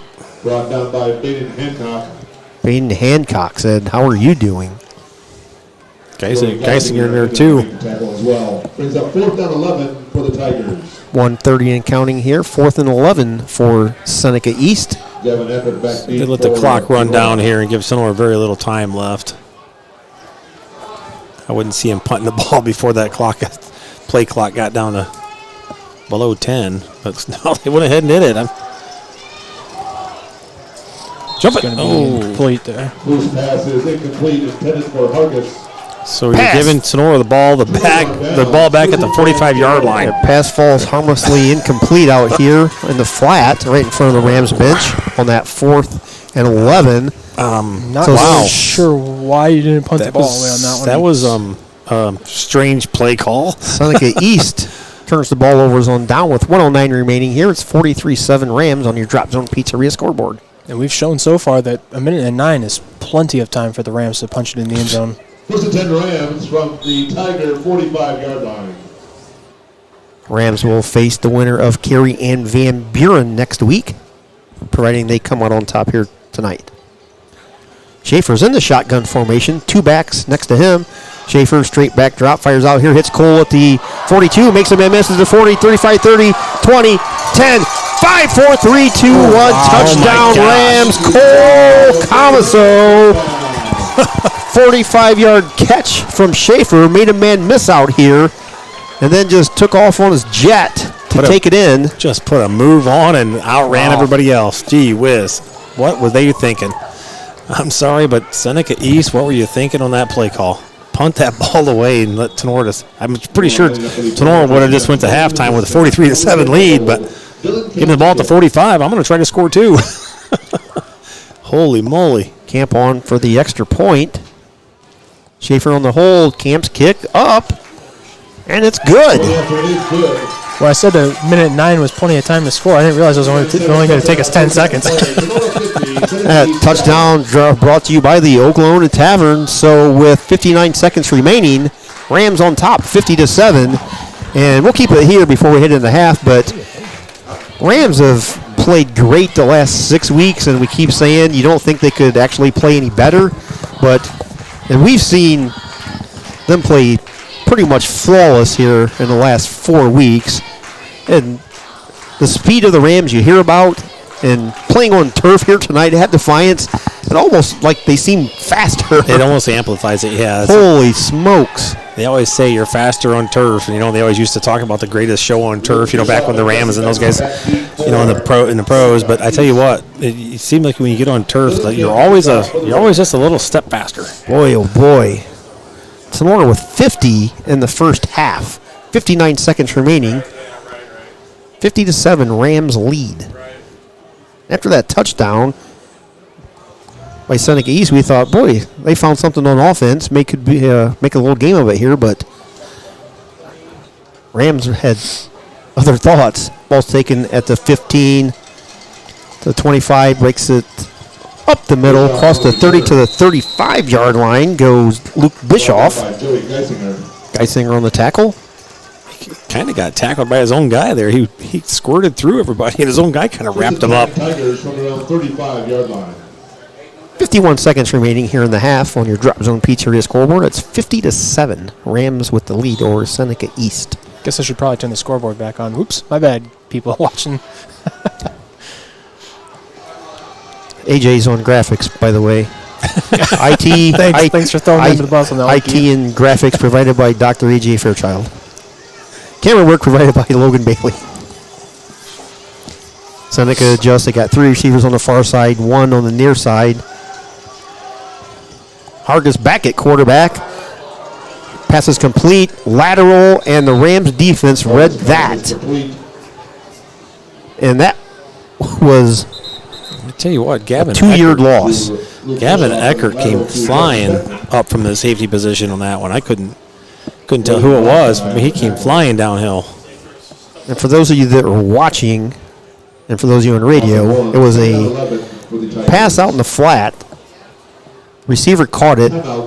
Running back coming around. They pitched to him. Rams defense read that on the far side. And there was a game, I think, Coach Rudder said last week, that a team ran that on their very last play, and they scored a 80-yard touchdown run running that same play to win the game in the first round of the playoffs last year.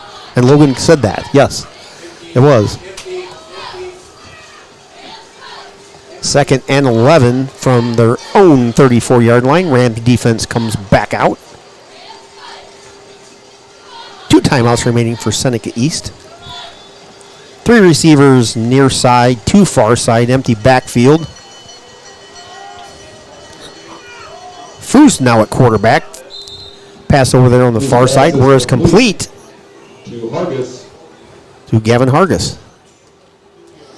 We're playing quarterback Flipperooski here on Seneca East. Yeah, It's a 3rd down and 3 for the Tigers from their own 42-yard line. Timeout on the field. But don't worry, our excellent stat crew of Sean and Kirsty Mack, they have it all under control. Sure. Eric Spiller on video for the huddle camera. Logan Bailey on camera for us.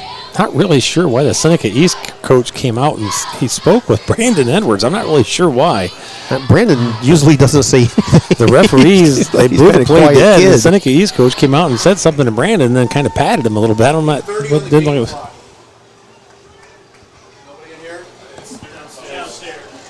It looks like an issue with the game clock. Coach Kelly wants us to change the game clock, but unfortunately we can't. 3 receivers near side, 1 far side. Foose throws it out here to Hargis, and he's hit and dropped. Braden Rosti. Brought down by Another one of those fantastic sophomores that have stepped it up in the last 4 to 5, 6 weeks. I tell you, those guys are only going to get better, Keith. Just the speed of those 3, him and Gusweiler, Gusweiler, yes. The speed of those guys, and they're sophomore. It's hard to believe when you watch these guys play that they're sophomores. That's what he said. Unfortunate was an injury to Kaysen Wolfram. Yeah. Feel sorry for Kaysen, but it brought a whole new level to the Rams defense. Teams will head to half here at Fred J. Brown Stadium. It is 50-7, Rams on top. Stay tuned. We'll have a brief BSN halftime report, and we'll be back right after this timeout. BSN Sports, the recognized leader in team athletic gear. BSN forms partnerships with educators, coaches, and students to build school pride, student engagement, and community spirit. Our partnerships give you access to the most brand names in the industry with all of the hottest products at the best prices. From Nike to Wilson to Under Armour, we can customize any team needs. Since 1972, BSN Sports has brought you the brands that make you untouchable on the field, the court, or anywhere else you play your sport. Contact BSN local sports rep Jim Garris for any of your sports needs at 419-576-8940. Back here at Fred J. Brown Stadium, BSN halftime report. Do a scoring summary. It goes like this. Rams got on the board quickly. 10-13 remaining in the first quarter. KP DeLarber on his first carry took it 50 yards. Camp's extra point was good. Rams led 7-0. 4:43 remaining in the opening quarter. KP DeLarber, this time from 8 yards out. Extra point was no good. Rams led 13-0. 1:03 remaining in the first quarter. Christian Comiso from 2 yards out. took it in for a touchdown. Rams led 19-0. Camp's extra point was good. And right before the end of the first quarter, it looked like Seneca East was going to just run the clock out. They were standing there. There was 10 seconds to go, 10, 9, 8, 7, 6. They decided to run a play. Cole Camaso had other visions in his head. As Seneca East ran that play, Cole picked it off down the far sideline and returned it 48 yards for a pick-6 touchdown. Camp's extra point was good. 27-0 Rams as we headed to the second quarter. Seneca East changed quarterbacks, brought in Foose at quarterback and moved Hargis out. They marched down the field. Foose to King from 7 yards out. Extra point was good. Seneca East was on the board. Rams lead cut to 27-7. Brandon Edwards with 6:15 remaining in the second quarter, which I believe was Brandon's first carry, took it 42 yards. Extra point was good. Rams led 34-7. Seneca East, after a penalty, was backed up in the shadows of their own goal post. We're going to punt. Javen Gaines broke through, basically just batted it out of the back of the end zone. Resulted in a safety. Rams led 36-7. On the next possession for Tinora, Christian Camaso bounced off some tacklers, took it in from 6 yards out. Rams led 42-7. Extra point by Camp made it 43-7. And right before the half, Rams had 3 timeouts, had the ball at the 45-yard line of Seneca East. Perfect opportunity for the Rams to work on some 2-minute offense, you would think. Well, Cole Camaso took a short Nolan Schaefer pass out here on the near side, 45 yards for a touchdown with 59 seconds left in the second quarter. Rams led 49-7. Extra point by Camp made it 50-7 here at halftime. And as I said a little bit ago, Tony agreed. You almost think the Rams can't play any better. And this is a playoff game. And basically the last 6 weeks we've seen a running clock. First team's been out halfway through the second quarter, some games. First series into the second half, they're done. You wouldn't think you would have that tonight with Seneca East actually looking on paper, stat-wise, have a pretty productive team. They have 2,000-yard rushers. I mean, the record's 6-4. Our next song was And the Rams just... Hargis is also a 1,000-yard passer. Yes, also a 1,000-yard passer, so he's a dual threat, and pretty much the Rams have turned up a whole nother level here tonight with a 57 lead. Yeah, that front line of the Rams on defense, and front line on offense too. We touched on it a little bit earlier that you can't have 1,000-yard rushers without 1,000-yard linemen. You know what I mean? So just our defensive line has been stout, and I tell you what, I can't count the number of times we've blown through the line of scrimmage and missed the tackle on the quarterback. So yep, absolutely fantastic first half by the Rams defense, especially defensive line, as Tony said, blown up several plays, several trick plays by Seneca East. They're right there. Outside of that drive that caught them off guard where they switched quarterbacks, which they're unprepared for, but other than that one drive, the Rams defense has basically shut down the Seneca East Tigers. AJ, first half thoughts? I expected Tinora to come out and put up a pretty good show tonight, but I was not expecting it to be 50 points at halftime.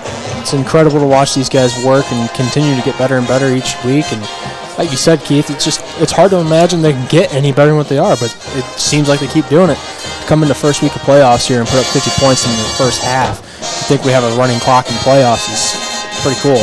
We were talking about some of the stats for their guys. They got 2,000-yard rushers and 1,000-yard passer, but we've got KP Delarber sitting at about 1,000 yards now, and a couple other guys right around 500 coming into the night. And that's only with playing half of the games. Yep. Half of each game. Absolutely correct. Our starters out in the second quarter. Yes. So you can only imagine how many yards they would have in offense if they would be playing 3 or 3.5 quarters. You might be talking, 3,000 or 4,000-yard rushers at this point. So absolutely right, AJ. Yeah, it's fun to watch these guys play some football. I don't know if it's a good thing or bad thing when you go into half and you got to get another score sheet because your first half score sheet is filled up. We'll be back after about a 15-minute break with some halftime stats and some second half analysts as we head into the half here at Fred J. Brown Stadium. A Tinora round 1 home game. Tinora 50, Seneca East 7. We'll be back.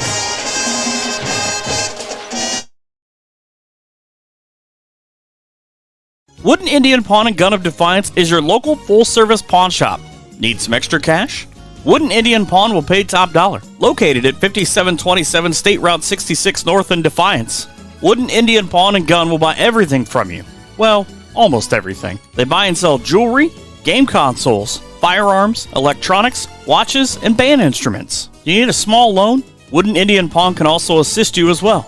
Hours of operation are Monday through Saturday, 10 a.m. to 5 p.m. Give them a call at 419-784-9880 or visit them online at woodenindianpawn.com or on their Facebook page. Serving Northwest Ohio for over 25 years, Wooden Indian Pawn and Gun, your locally owned pawn specialists. Say go Rams. The Firestone Tavern in Defiance is anything but basic. In fact, in 2021, the Firestone Tavern has been voted to have the best pizza in the area. Firestone Tavern is the area's new go-to place for wood-fired pizza, great burgers, and ice-cold drinks that will blow your mind. Chef Aaron and his staff are here to serve nothing but the best. No plans after the game?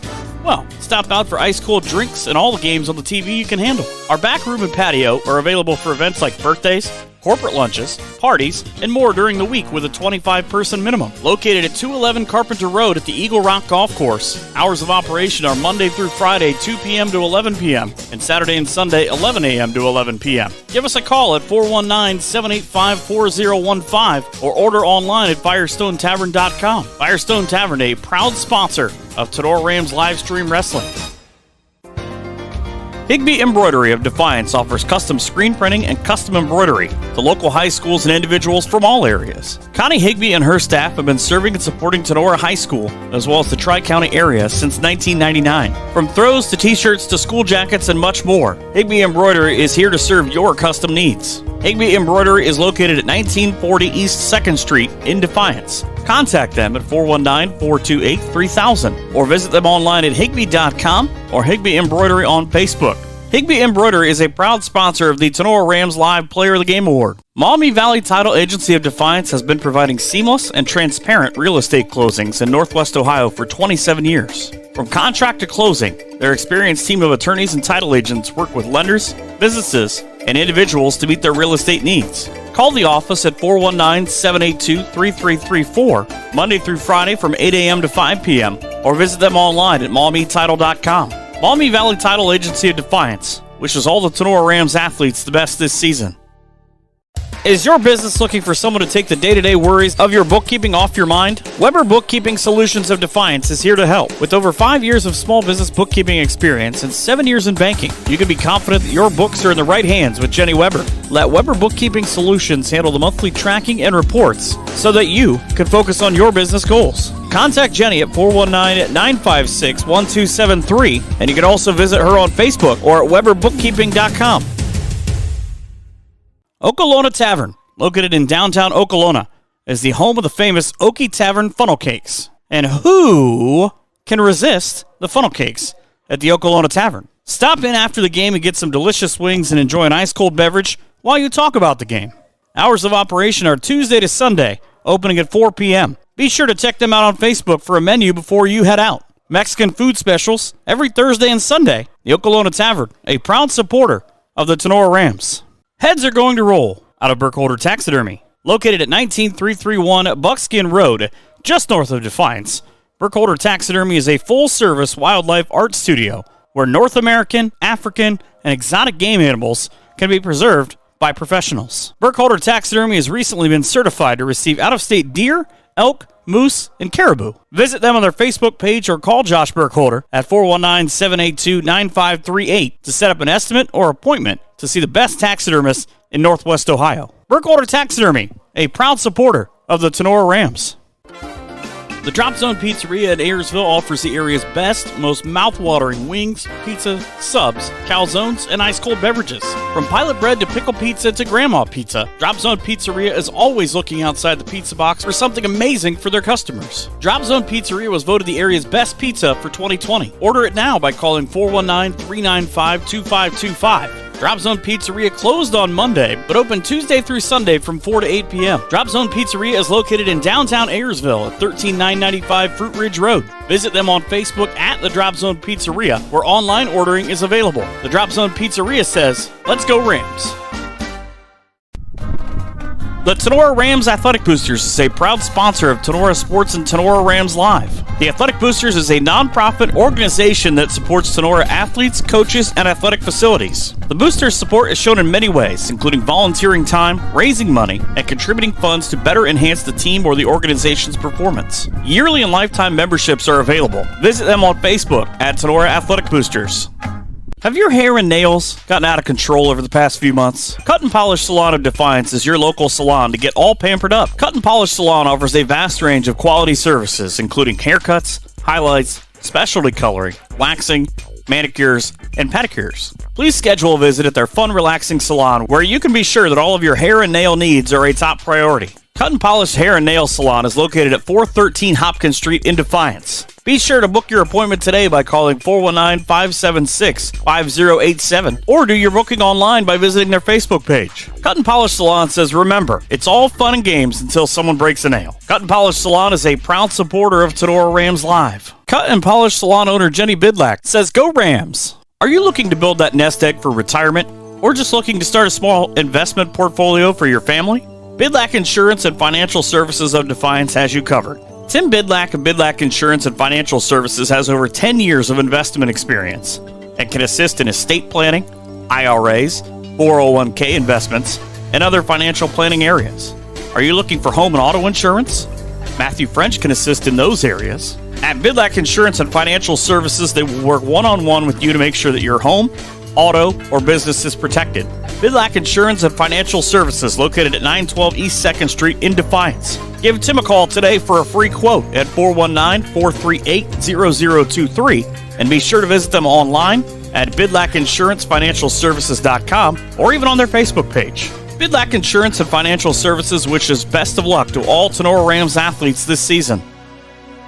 BSN Sports, the recognized leader in team athletic gear. BSN forms partnerships with educators, coaches, and students to build school pride, student engagement, and community spirit. Our partnerships give you access to the most brand names in the industry with all of the hottest products at the best prices. From Nike to Wilson to Under Armour, we can customize any team needs. Since 1972, BSN Sports has brought you the brands that make you untouchable on the field, the court, or anywhere else you play your sport. Contact BSN local sports rep Jim Gares for any of your sports needs at 419-576-8940.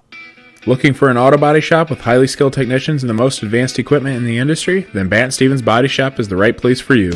Bat Stevens will provide you with fine workmanship at a fair price. Our skilled professionals are committed to providing a quality and safe repair on every job like your life depends on it, because it truly does. Bat Stevens is an I-CAR Gold Class Collision Repair Shop, ASE Blue Seal of Excellence business, and the area's #1 body shop voted on by Crescent News readers. Located in downtown Jewell, Ohio. Give us a call today at 419-497-3111 to schedule your free estimate today. Bat Stevens Body Shop says good luck to all Tinora Ram athletic teams, and go Rams. Signs Excavating of Defiance offers a variety of excavating and trucking services. Signs Excavating can assist with general excavating services, demolition, and emergency repair work. From driveways to ditch cleaning to site prep, Signs Excavating is here to assist. Signs Trucking Service can also assist in any of your equipment hauling needs. They're located at 2147 State Route 66. Signs Excavating, family owned and operated since 1999. For any excavating needs, give Josh a call at 419-769-2290. And for your trucking needs, ring up Brad, 419-481-3738. Be sure to visit them online at signsexcavating.com or Signs Excavating on Facebook. Signs Excavating wishes all the best to the Tinora Rams athletes. Are you ready? No! I said, are you ready?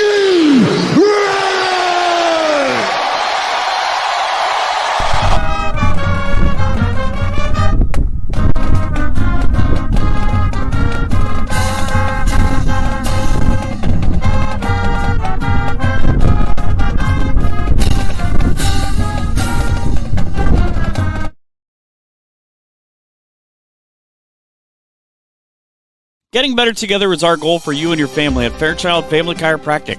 Here, we are focused on getting our patients to achieve long-term wellness beyond just short-term symptom relief. We do this by working closely with you and personalizing each treatment plan. Located at 100 Stadium Drive in Defiance, Fairchild Family Chiropractic is coming this fall. Follow us on Facebook at Fairchild Family Chiropractic to track the progress in the office, as well as upcoming information. Dr. A.J. Fairchild hopes to see you this fall at Fairchild Family Chiropractic.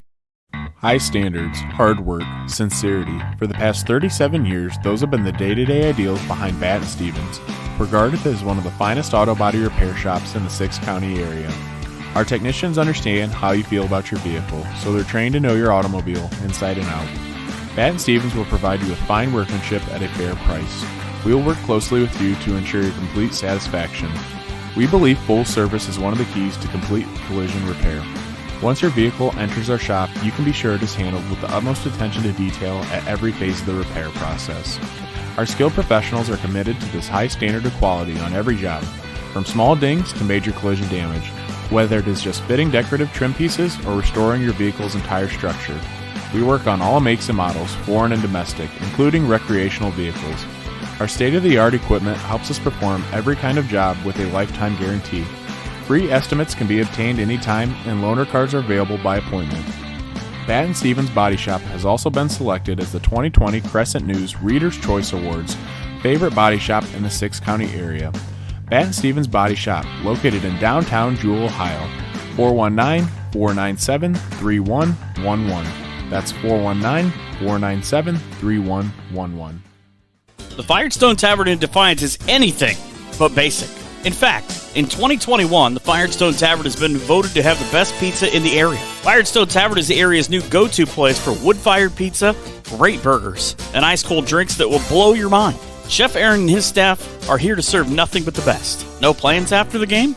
Well, stop out for ice-cold drinks and all the games on the TV you can handle. Our back room and patio are available for events like birthdays, corporate lunches, parties, and more during the week with a 25-person minimum. Located at 211 Carpenter Road at the Eagle Rock Golf Course. Hours of operation are Monday through Friday, 2 p.m. to 11 p.m., and Saturday and Sunday, 11 a.m. to 11 p.m. Give us a call at 419-785-4015 or order online at FirestoneTavern.com. Firestone Tavern, a proud sponsor of Tinora Rams live stream wrestling. Are you looking to build a nest egg for retirement? Or just looking to start a small investment portfolio for your family? Bidlack Insurance and Financial Services of Defiance has you covered. Tim Bidlack of Bidlack Insurance and Financial Services has over 10 years of investment experience and can assist in estate planning, IRAs, 401k investments, and other financial planning areas. Are you looking for home and auto insurance? Matthew French can assist in those areas. At Bidlack Insurance and Financial Services, they will work one-on-one with you to make sure that your home, auto, or business is protected. Bidlack Insurance and Financial Services, located at 912 East 2nd Street in Defiance. Give Tim a call today for a free quote at 419-438-0023, and be sure to visit them online at bidlackinsurancefinancialservices.com or even on their Facebook page. Bidlack Insurance and Financial Services wishes best of luck to all Tinora Rams athletes this season. Have your hair and nails gotten out of control over the past few months? Cut and Polish Salon of Defiance is your local salon to get all pampered up. Cut and Polish Salon offers a vast range of quality services, including haircuts, highlights, specialty coloring, waxing, manicures, and pedicures. Please schedule a visit at their fun, relaxing salon where you can be sure that all of your hair and nail needs are a top priority. Cut and Polish Hair and Nail Salon is located at 413 Hopkins Street in Defiance. Be sure to book your appointment today by calling 419-576-5087 or do your booking online by visiting their Facebook page. Cut and Polish Salon says, remember, it's all fun and games until someone breaks a nail. Cut and Polish Salon is a proud supporter of Tinora Rams Live. Heads are going to roll out of Burkholder Taxidermy. Located at 19331 Buckskin Road, just north of Defiance, Burkholder Taxidermy is a full-service wildlife art studio where North American, African, and exotic game animals can be preserved by professionals. Burkholder Taxidermy has recently been certified to receive out-of-state deer, elk, moose, and caribou. Visit them on their Facebook page or call Josh Burkholder at 419-782-9538 to set up an estimate or appointment to see the best taxidermist in Northwest Ohio. Burkholder Taxidermy, a proud supporter of the Tinora Rams. Back here at Fred J. Brown Stadium, teams are back on the field completing their halftime warm-ups. Drop Zone Pizzeria scoreboard shows that Tinora Rams on top of the Seneca East Tigers 50-7. That's correct. 50-7. As we talk heading into this game, and even throughout the pregame into the first quarter, Seneca East, very powerful offense. They have a quarterback, 1,000 yards passing, 1,000-yard rushing. They have another running back, Jesse Beckman, 1,142 yards on the ground. So Seneca East with 2 rushers with over 1,000 yards. And the Rams defense has just come out, and outside of one drive where they changed quarterbacks and had a little bit of trickery in there, but they went no huddle, fast pace, trying to change up on the Rams defensive side. But outside of that one drive by Seneca East, the Rams defense has basically played probably the best game that we've seen them play close to the entire season. Look back at those first 3 games that we had to start the season, and look at this team now, and you wouldn't think that this is the same team that took the field against Liberty Center, Wauseon, and Leipzig. Rams traveled to Antwerp in week 4, defeated the Archers 16-14, and it seems like since that game at Antwerp, this team took that week in practice and basically went to a whole nother level. It's like the coaching staff decided, hey, we got to get something changed here. And I tell you what, they have come alive since that Antwerp game. And I tell you what, they got, in my opinion, that was a scare game for them. They got their eyes opened up and almost got beat there. Right, and what we were talking during pregame, me and AJ, and talked to Logan at half, with the playoffs this season, wondered how your team would be messed up, because you got to remember the boys were just used to getting through a full day of school at 3:10. They head to the locker room, they monkey around for a little bit, get dressed, go out to the field house, or head to the bus, get to the venue at 5:30 or so, and go through pregame warm-ups. For Saturday, you just get up, you have nothing to worry about, you just kind of lollygag through your day thinking about your game tonight, and possibly with all this time, you watch some football, hey, might take a nap, where your Friday to Saturday routine is completely thrown out the window.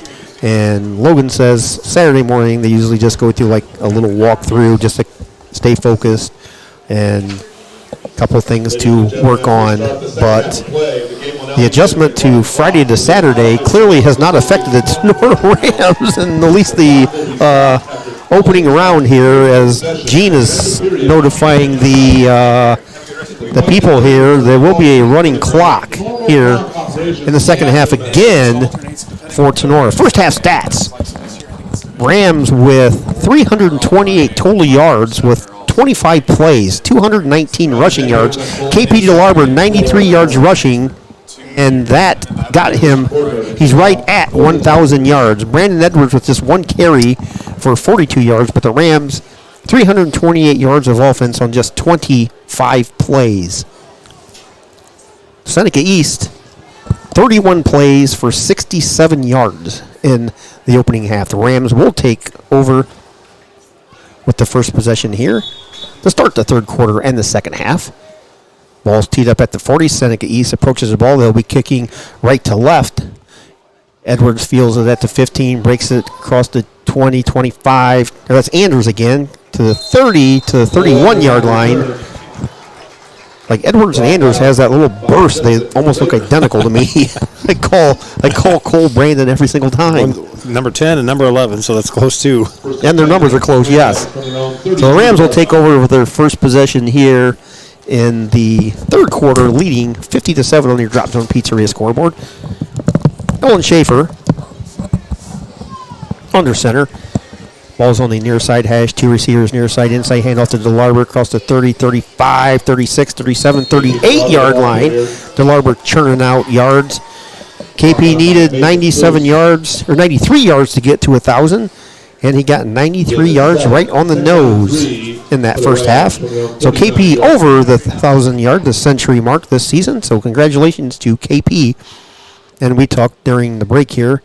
as AJ pointed out, that the stats would probably be a lot more padded had the Rams over the last 6 games not basically taken 75% of the second half off, as far as starters we're speaking.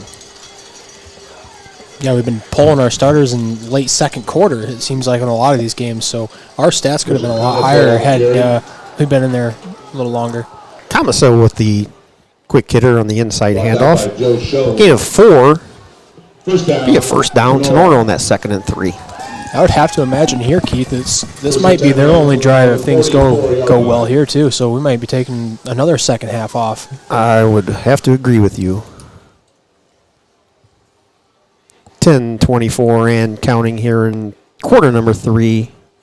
Rams of Tinora 50, Seneca East Tigers 7 on your Drop Zone Pizzeria scoreboard. Ball's on the near side hash. 1 receiver near side. Camaso handoff, or Schaefer handoff to Camaso. Across the 45 to the 46, 47 yard line. Maybe got to the 48. Goes Christian Camaso. Brought up by Dylan Young and a host of Tigers. Christian with 2 touchdowns in the first half. Cole with a touchdown on offense and defense. Cole with a 48-yard pick-6 touchdown return. Also had a interception in that first half. Was one-arm interception. We're talking here, me, Logan, Tony, and AJ. We're going to go back and look at that when we get home just to see that interception by Cole. That was one you see in the Division I or NFL. That was like a Odell Beckham kind of interception. It was. Schaefer fakes, fires out there, has a receiver. Andrews catches it to 50, 45, 40, 35-yard line goes Cole Andrews on that 2nd and 6. Rams with 3 backs. Schaefer faked the handoff. Step back, fired out there to Andrews. Scampered down to the Seneca East. Once again, 37-yard line. We talk about this all the time, just the weapons that Tinora has at their disposal at any given time. I would hate to be the defensive coordinator against Tinora at this point. You forget about Nolan Schaefer back there. You don't even need his feet this year, which is almost hard to believe. Yeah, that's something we might start seeing as we get farther in the playoffs. If they start keying on KP DeLarber and Camaso, maybe Schaefer can run a couple keepers off the end, get some yards there. Yeah, I mean we haven't even needed yet. You got Anders, and you've been using Edwards and Camaso and KP, and then you could always throw Schaefer in there for a bootleg once in a while if you needed to. It's a kind of a defensive coordinator's nightmare. Christian Camaso with a gain of 7. It's going to be 2nd and 3 from the Seneca East 30. Running clock here in the second half, approaching the 8-minute mark. 50-7 Rams. Thanks everybody for tuning in on Tinora Rams Live here on YouTube. Whether you're from Seneca East or Tinora, we appreciate everybody watching. Lady Rams volleyball team will be in action Thursday after knocking off Archibald and Lake High School here at Defiance High School this week. DeLarber across the 25 to the 24 to the 23 to the 22 to the 20. Pulling. DeLarber took something out of nothing there. First down for the Rams. We're going to put it down to 21-yard line. As we said, congratulations to KP over the 1,000-yard mark. Trying to keep an eye on the Buckeye game too, Keith. Sorry, I'm actually glanced down myself. I'm trying to say Ohio State fumbled the ball, but after the replay, his knee was down. So got the Ram band at the Halloween parade tonight. We got Halloween parade. We got football here. We got Buckeyes on. 7-3 Penn State. Looks like just starting the second quarter. It's like Camaso. Christian again across the 20 to the 15. Just short of the first down, it looks like. Close to the first down marker. Going to put it down at the 13. It's a nice little drive here Tenora's putting together. This is what we kind of talked about. Just kind of eat some clock up. And, with the running clock anyway, just kind of hands it off. 3-4 yards here, 3-4 yards there. The big play to Anders, but just kind of chewing up some clock. Yeah, we said that a couple times, this year during the running clock stages. You look up, there's 8 minutes to go, then you look up again, there's 2 minutes left. It just flies by. 2nd and 2 Rams from the Seneca East 13-yard line. 6:25 and counting here. Full house backfield. Inside handoff to Larber off the left side. Taken down short of the 10. He's going to be close to a first down for Tinora. I think he's going to have the first down. Looks like they're going to be giving it to him. Yep. I always watch the far side rough because he likes to give an extra half a yard. He signals first down Tinora. At the Tiger 10-yard line. So Rams will have first and goal from the Seneca East 10-yard line, just under the 6-minute mark here. Logan Bailey on camera, fresh off a win for the Findlay Oilers this afternoon. Thanks for Logan racing back here to take over camera duties. Dr. All the way AJ from Canton. All the way from Canton. No speeding ticket even. Was Mike driving? DeLarber straight ahead, then bounces it off the left side of the Rams offensive line down to close to the 5-yard line. Gain of 5 for KP. Going to be second and goal from the Seneca East 5-yard line. You know, Keith H. and I were talking about something earlier today about, you know, Tinora plays a lot of teams from around the area, and we kept talking about the MAC. You know, it's always being good with Minster and Coldwater and all those guys down there and Marion Local. And, you know, around this area, you know, there's Napoleon, there's Defiance, there's Tinora, Liberty Center, Archbold, all great teams. But, you know, we used to play Defiance in junior high way back when. We kind of got away from that. We don't play them anymore. Yep. You know, and AJ and I were kind of talking, is why doesn't Tinora and Defiance play, you know, early in the season? Like a non-conference game, yes. Second and 6. You get in? That's going to be really Close to the goal line. Just short. You see that? Just short. Looks like they're spotted at the half-yard line. Christian needed 6. He got like 5 yards and 3/4. Honestly, looks like the nose of the football is touching the white line from here. I mean, I don't know how close that is. Up there to get ready to snap the ball. It's just moving the ball is going to put the ball across the end zone. Yeah, if he does one of those pro snaps, gets up there and picks the ball up and slides it forward, he's going to be across the goal line. It'll be a touchdown. 3rd and inches. 3rd and goal. We'll call it inches to go for the Rams. 4 minutes to go here in the third quarter. 50-7. You'll see a quarterback sneak here. I think Schaefer just takes this in himself. Oh, I'm surprised. Hands off to Christian Camaso. Offensive line of the Ram is pushing, and he's in for the Ram. Well, no touchdown. There we finally get it, but Christian Camaso puts the Rams on top with another touchdown here. 3:54 in the third. So Christian with his 3rd touchdown, 1 yard out. Gives the Ram a 56-7 lead. Camp on for the extra point. That will probably be the last time we see the Rams starters here, I would assume. Camp's kick up, and Camp's kick is good. 57-7 Rams lead on your Drop Zone Pizzeria scoreboard, and we will be back right after this timeout. Okolona Tavern, located in downtown Okolona, is the home of the famous Okie Tavern funnel cakes. And who can resist the funnel cakes at the Okolona Tavern? Stop in after the game and get some delicious wings and enjoy an ice-cold beverage while you talk about the game. Hours of operation are Tuesday to Sunday, opening at 4 p.m. Be sure to check them out on Facebook for a menu before you head out. Mexican food specials every Thursday and Sunday. The Okolona Tavern, a proud supporter of the Tinora Rams.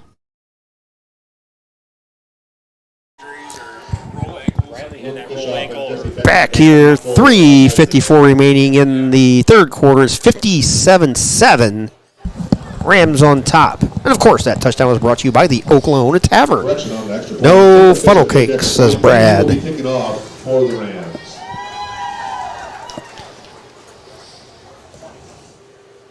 The people that are listening and not watching the Buckeye games, boy, they're not playing very well. Just kind of keeping an eye on them here. That's not being very sharp right now. Jacob Bishop in the game. Freshman kicker. High nice kick. End over end kick down to the 13-yard line. Taken by one of the Tigers across the 20-25-30. Luke Bishop. Comes not the entire JV squad, doesn't look like. A little bit of mixture there. So got Joey Geisinger out there. Javen Gaines. Becker, I think, is still out there. Rosti and Edwards. Yeah, we got most of the first-team defense out there, so let's probably give them one series and get them out of there with 3:40 and counting here in quarter number 3. It's 57-7. Rams on top. Looks like Hargis is back at quarterback. Across the 35 to the 36 goes Beckman. brought down by Joshua Bland. Joshua Bland on the tackle for the Rams. See, Case and Wolfram got in there. If he was playing defensive line or what he was doing there. See Cameron Uriva's in there. Second down and Looks like a 4. nose guard. Hayden Becker. Defensive tackle. See Hayden Becker in there. Ball's on the near side is 2nd and 4 for the Tigers. 3 minutes here. Hargis takes the handoff. Nice tackle. Tackle on the near side. Brandon Edwards. Edwards has come up and submarined him at the shins and took his feet out from under and gained about 2. Third down and 2. Second and 2 for the, or third 2 from the Tigers offense on their own 40-yard line. 2:40 and counting here from Fred J. Brown Stadium. Tinora Rams home game here at Defiance High School. Ball's on the near side, has 2 receivers. Hargis takes the snap, goes straight ahead, bounces off a couple tacklers, across the 45 to the 50-yard line. Looked like Edwards kind of had his eyes in the backfield a little bit. Wasn't sure what was going on there. They had him trapped back there. Hargis bounced off a couple Rams and scampered for close to a 10-yard game and a Seneca East first down.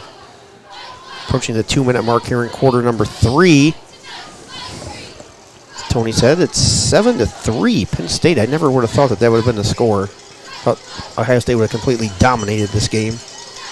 Hargis fires over to the far side. Ross Dye almost jumped in front of it. Well, he did jump in front of it. Yeah, he just missed it. It was almost a pick 6 right there. It would have been. He could have walked. Hargis took the snap and shotgun, fired it over there for his intended receivers. Looks like Ross Dye read it. Just needed about another 6 inches on his hand. Ball fell harmlessly incomplete. Or he did catch it. It was a loss of 3. Deflected off of Ross Dye into the receiver's hand. So it's 2nd and 13 here from their own 46-yard line. Pitch in the backfield. Caught at the 40-yard line. Jesse Beckman. Big loss on the play. Becker there getting the stop. Joey Geisinger again come flying up there, man. I tell you what. He hate to say the same thing over and over and forced over it out. again. He forced it outside. Didn't make the play, but boy, he disrupted it big time. Forced it right back into Becker that was standing there waiting for him. Ram defense is just flying tonight. 3rd and 19. 50 seconds to go here. Shotgun formation. 3 receivers far side. Hargis takes a snap. Fires deep. Has a man out there. Just out of the reach of Alex King. Especially if we've seen one thing tonight, which is semi-alarming, is they've had quite a few open receivers here for Seneca East. Had the pass been on the money, there would have been some long gains. You know, I said, we got a lot of our JV fellows in there right now. Not all of them, but quite a few. It's good to see him mixing them in instead of just going with changing the whole team out and putting the JV in. It's good to see these guys play, especially those sophomores, because this is the guys they would be playing with in the JV squad. Seeing the sophomore definitely. crew, this is their team, So, yes. Just because they got to go up and play at varsity level early. It's kind of their job to help bring that next group up. Yeah, absolutely. Very seldom do you see 3 starting sophomore linebackers, but we've seen that in the majority here for the Tinora Rams. Heading to the 4th quarter is 57-7 Rams on top. We'll be back to Fred J. Brown Stadium right after these timeouts. The Drop Zone Pizzeria in Ayersville offers the area's best, most mouth-watering wings, pizza, subs, calzones, and ice-cold beverages. From pilot bread to pickle pizza to grandma pizza, Drop Zone Pizzeria is always looking outside the pizza box for something amazing for their customers. Drop Zone Pizzeria was voted the area's best pizza for 2020. Order it now by calling 419-395-2525. Drop Zone Pizzeria closed on Monday, but open Tuesday through Sunday from 4 to 8 p.m. Drop Zone Pizzeria is located in downtown Ayersville at 13995 Fruit Ridge Road. Visit them on Facebook at the Drop Zone Pizzeria, where online ordering is available. The Drop Zone Pizzeria says, "Let's go Rams." Back at Fred J. Brown Stadium, start of 4th quarter, 57-7 Rams on top of the Seneca East Tigers. It is 4th and 19 for Seneca East.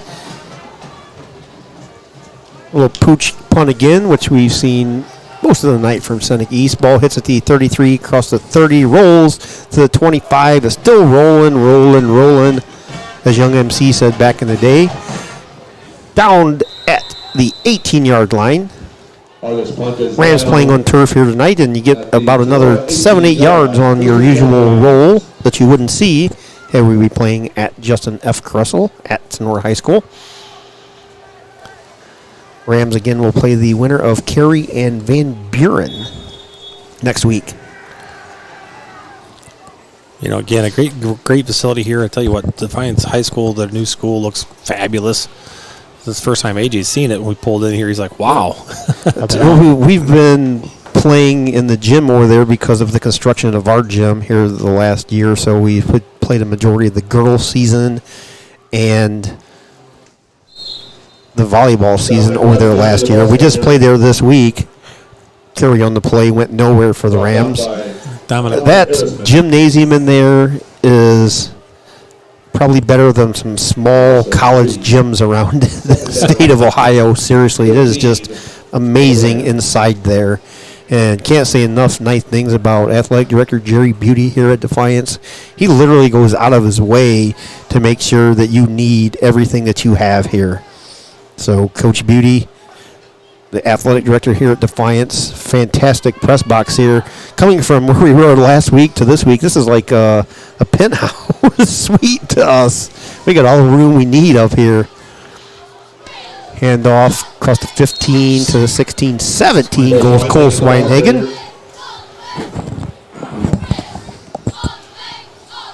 10:30 and counting, 57-7 Rams. Running clock here. Thanks everybody for tuning in from Tinora and Seneca East. We appreciate everybody. Lady Rams will be in action Thursday at Lake High School. I will not be able to do that game. However, working with Randy Roberts and Miles Holiday, hopefully that those two gentlemen will be able to bring that game to you Thursday night. It's the second game at Lake High School. Minimal gain on the play, but we walked out the side door. Then the time we got all the way around to the parking lot, whoever the custodian was that brought the gate down must have realized that, hey, we still got people in here, open the gate up. So by the time we walked all the way around, the team was walking out the front door that was originally closed. But we got a unintentional outside and inside tour of Lake High School about a year ago also. Seneca East. 4th and 15 for the Rams, punt formation. Bishop takes a snap. Ooh, got smoked back there. That's definitely a roughing the kicker. The ball hits at the 45, picked up by Seneca East to the 43-yard line, but was that Dylan Camp back there on the punt? It's a roughing the Maybe it personal was foul, Dylan right? Camp punting, but he just got absolutely drilled. Yeah. That should be a personal foul. The Rams probably should get the ball back. Yeah, we getting the ball back. He just motioned for it. It's first down our way. I'm not sure who that was, but I don't know if he took out his frustrations on the poor punter, but Camp just got planted. You know, I don't know, but Bischoff picked up that punt. And I tell you what, he got smacked. And decided he was going to try to be sneaky and take the punt, which didn't mean anything once he roughed the kicker, but he got whacked. Which one thing we've said numerous times throughout especially the last 4 or 5 weeks, Rams special teams, when these opposing returners come up feeling a kickoff and or a punt, they don't just get the ball and just jet through. It's not like they're tipping through 2 tulips at times because the Rams have such a push coming, and you're going to hit that brick wall, and they don't want to hit that brick wall, so they come up and like they're walking through cotton almost where they're trying to dance around, and most of the time it ends badly. Graziani hands it off across the 30 to the 32-yard line. Goes Cole Swinhagen. Gain of 3 on the play. Approaching the 7-minute mark here in the fourth quarter from Fred J. Brown Stadium here at Defiance. It's 57-7 Rams on top. They look like they're going to move on to the next round. That will take place next Saturday. The Rams will either be at home here versus Van Buren, or they will travel to Cary. Cary is the number 3 seed. Van Buren is the number 14 seed. It was 7-0 at half. The last we saw, Cary was on top. See if we can't get 20-0, Sean says. So more than likely, we'll be heading to Cary next weekend Swinhagen, the ball carrier. to take on the Blue Devils. I believe that's who they are. Luke Bischoff.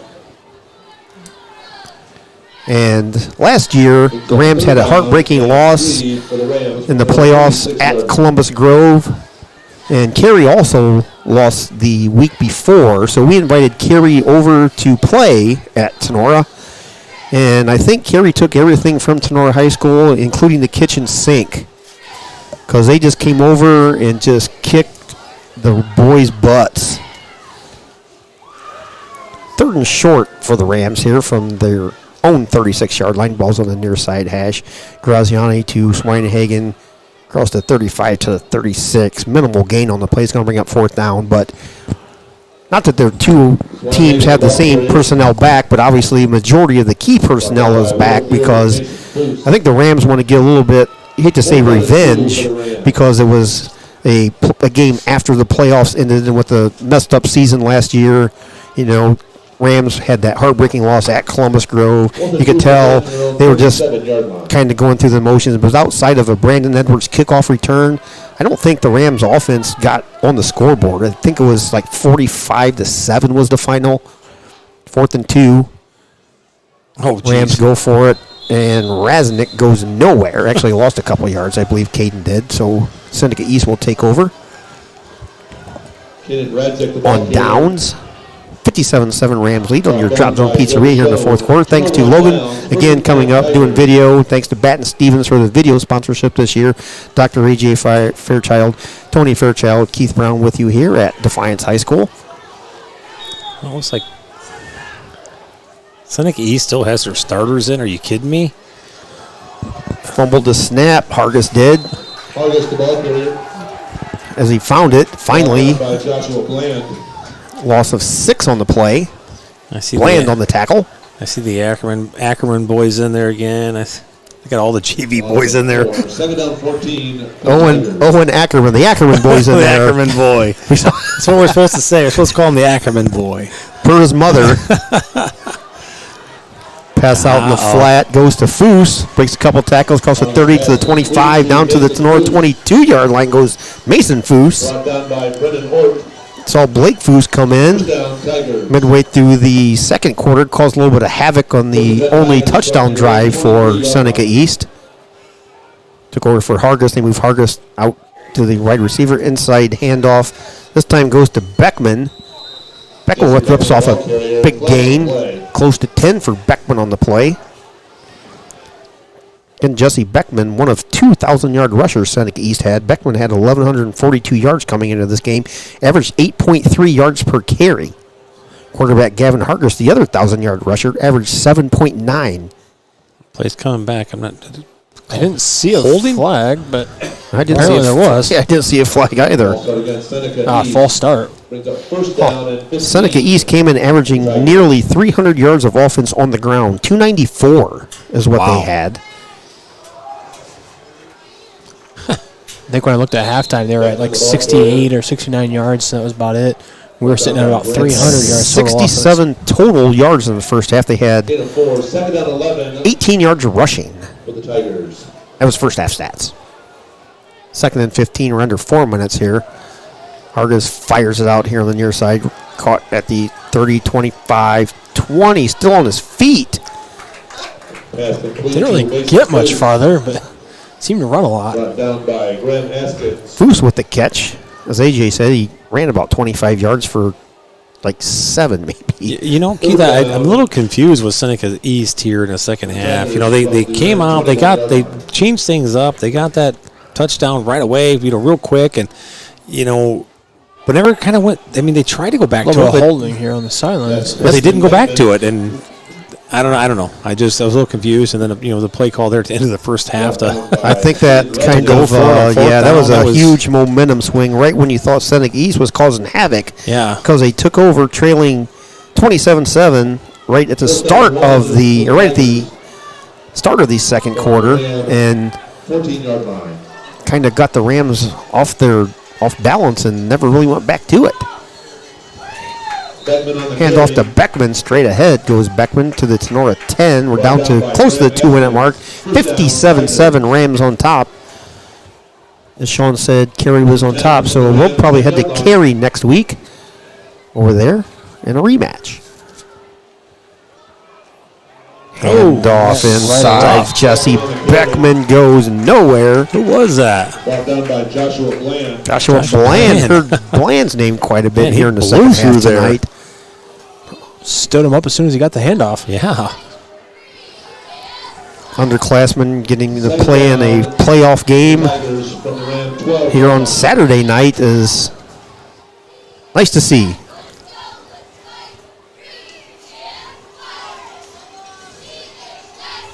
Second and 12. Hargis fires on the far side. Catch is made out there by Mason Foose. Oh, he must have recovered it.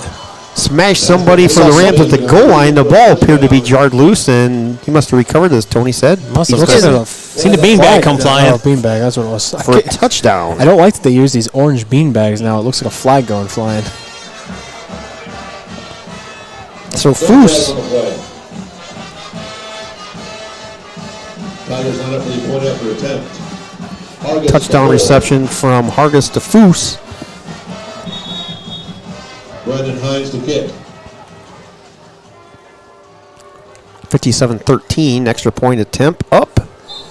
And it is good. It is good. 119 left in our contest.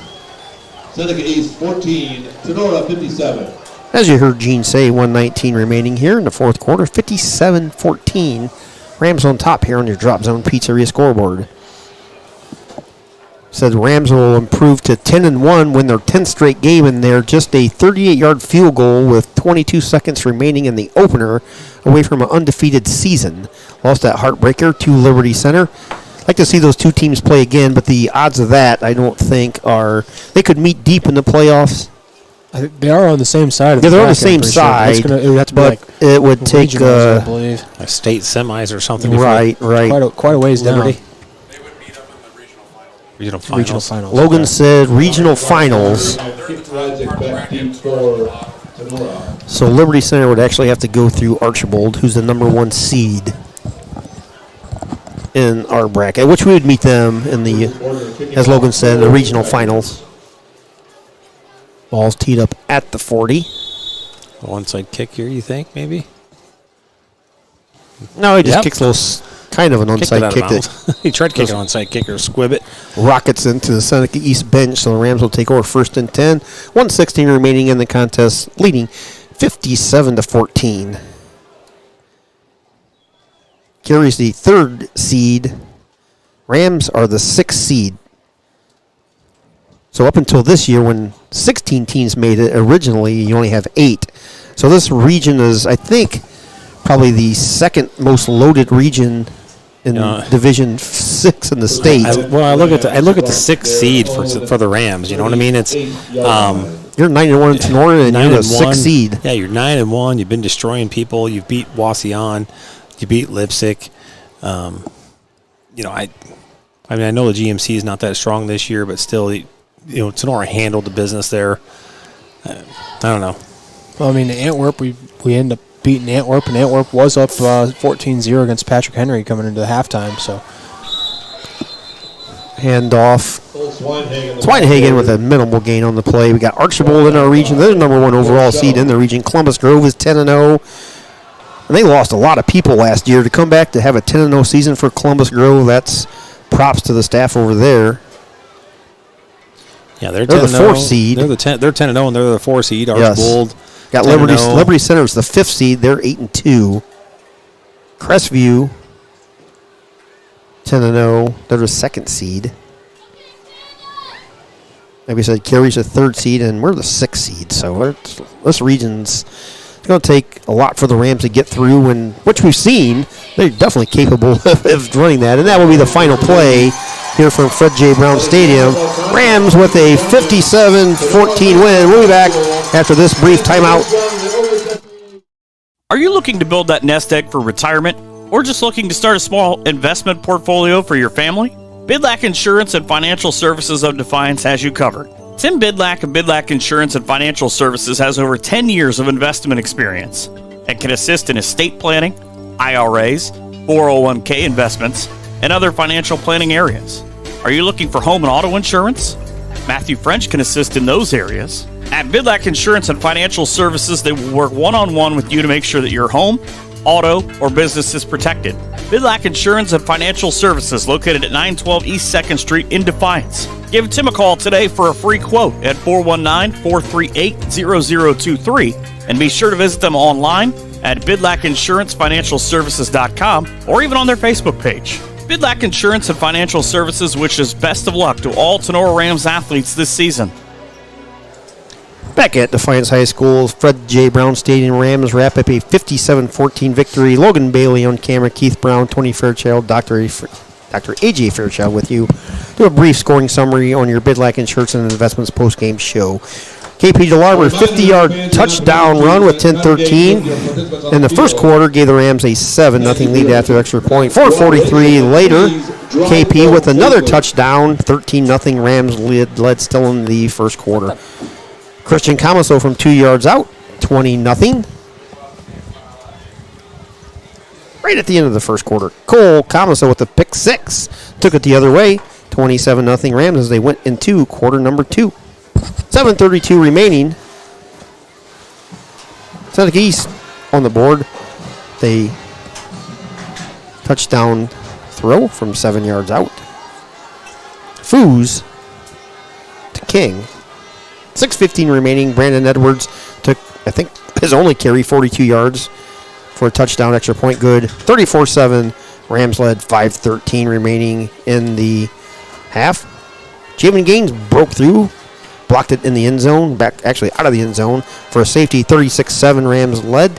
Christian Camaso with 3:10 remaining, 6-yard touchdown run. 43-7. And right before the half, Cole Camaso hauled in a Nolan Schaefer pass with 59 seconds remaining. 50-7 Rams led as they went to the half. Third quarter, Christian Camaso with a 1-yard touchdown run made it 57-7. And right before the end here, Foos with a touchdown pass. 57-14 your final. Coming up, we will have the Higbee Embroidery Player of the Game right after this. Higbee Embroidery of Defiance offers custom screen printing and custom embroidery to local high schools and individuals from all areas. Connie Higbee and her staff have been serving and supporting Tinora High School, as well as the Tri-County area, since 1999. From throws to t-shirts to school jackets and much more, Higbee Embroidery is here to serve your custom needs. Higbee Embroidery is located at 1940 East 2nd Street in Defiance. Contact them at 419-428-3000 or visit them online at higbee.com or Higbee Embroidery on Facebook. Higbee Embroidery is a proud sponsor of the Tinora Rams Live Player of the Game Award. Back at Tinora, we're not at Tinora, we're at Defiance High School. Back at Defiance High School's Fred J. Brown Stadium, Higbee Embroidery Player of the Game Award.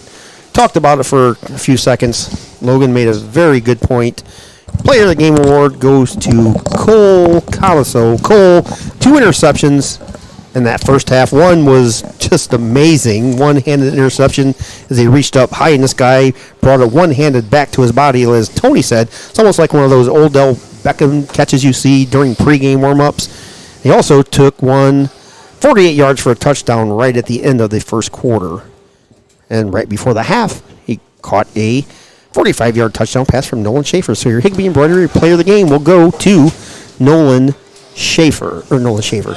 Cole Camaso. Good Lord. You know what? We're going to have to be here a little earlier or something, man. Get you wound down or clear my mind or something to clear the cachet occasionally. But your Higbee Embroidery Player of the Game is Cole Camaso. All right, you got it right. Good Lord. Final 57-14 here from Defiant High School.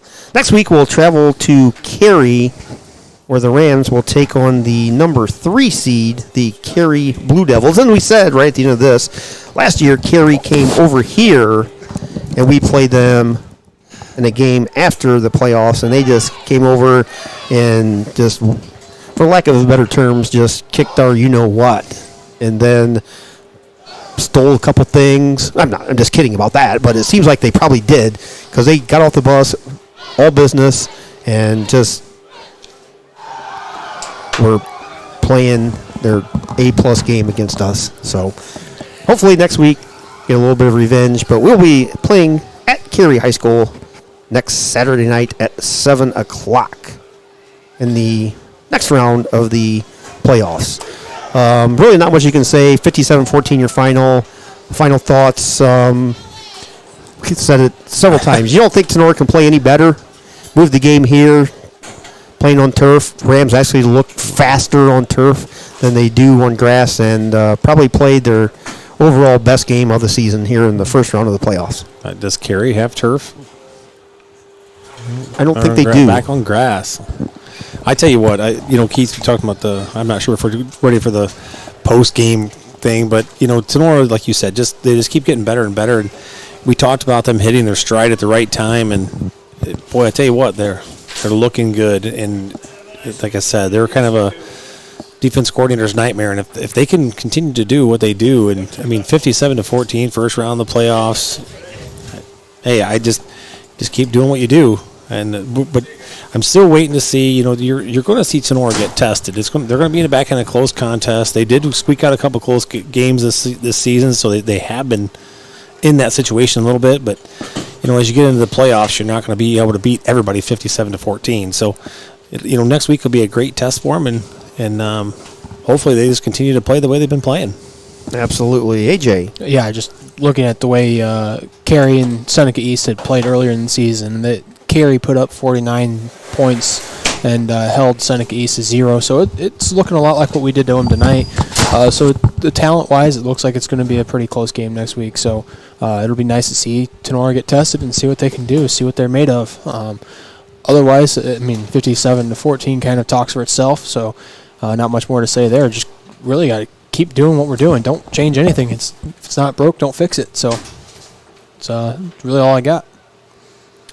Yeah, just adding on to some stuff. Tenora's got a little bit of a chip going on in their shoulder into this game. Last year, Cary and Tinora met up after both of them were knocked out of the playoffs.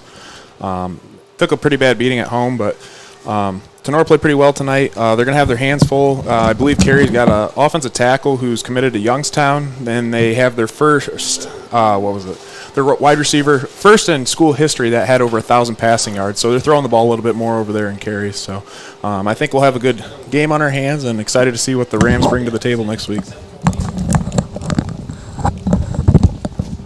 All right. Thank you, Logan. And thanks to Logan again for making the trip up here. Rough day.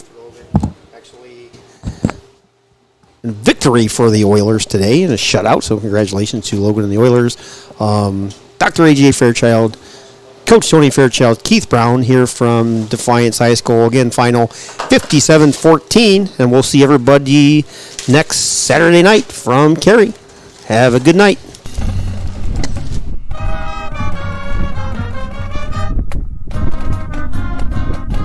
Thanks for listening to this exclusive presentation of Tinora Rams Sports. Be sure to tune in next time when we bring you more Rams action. And follow us online at TenoraRamsSportsAudio.com or on Twitter at Tinora Rams Audio.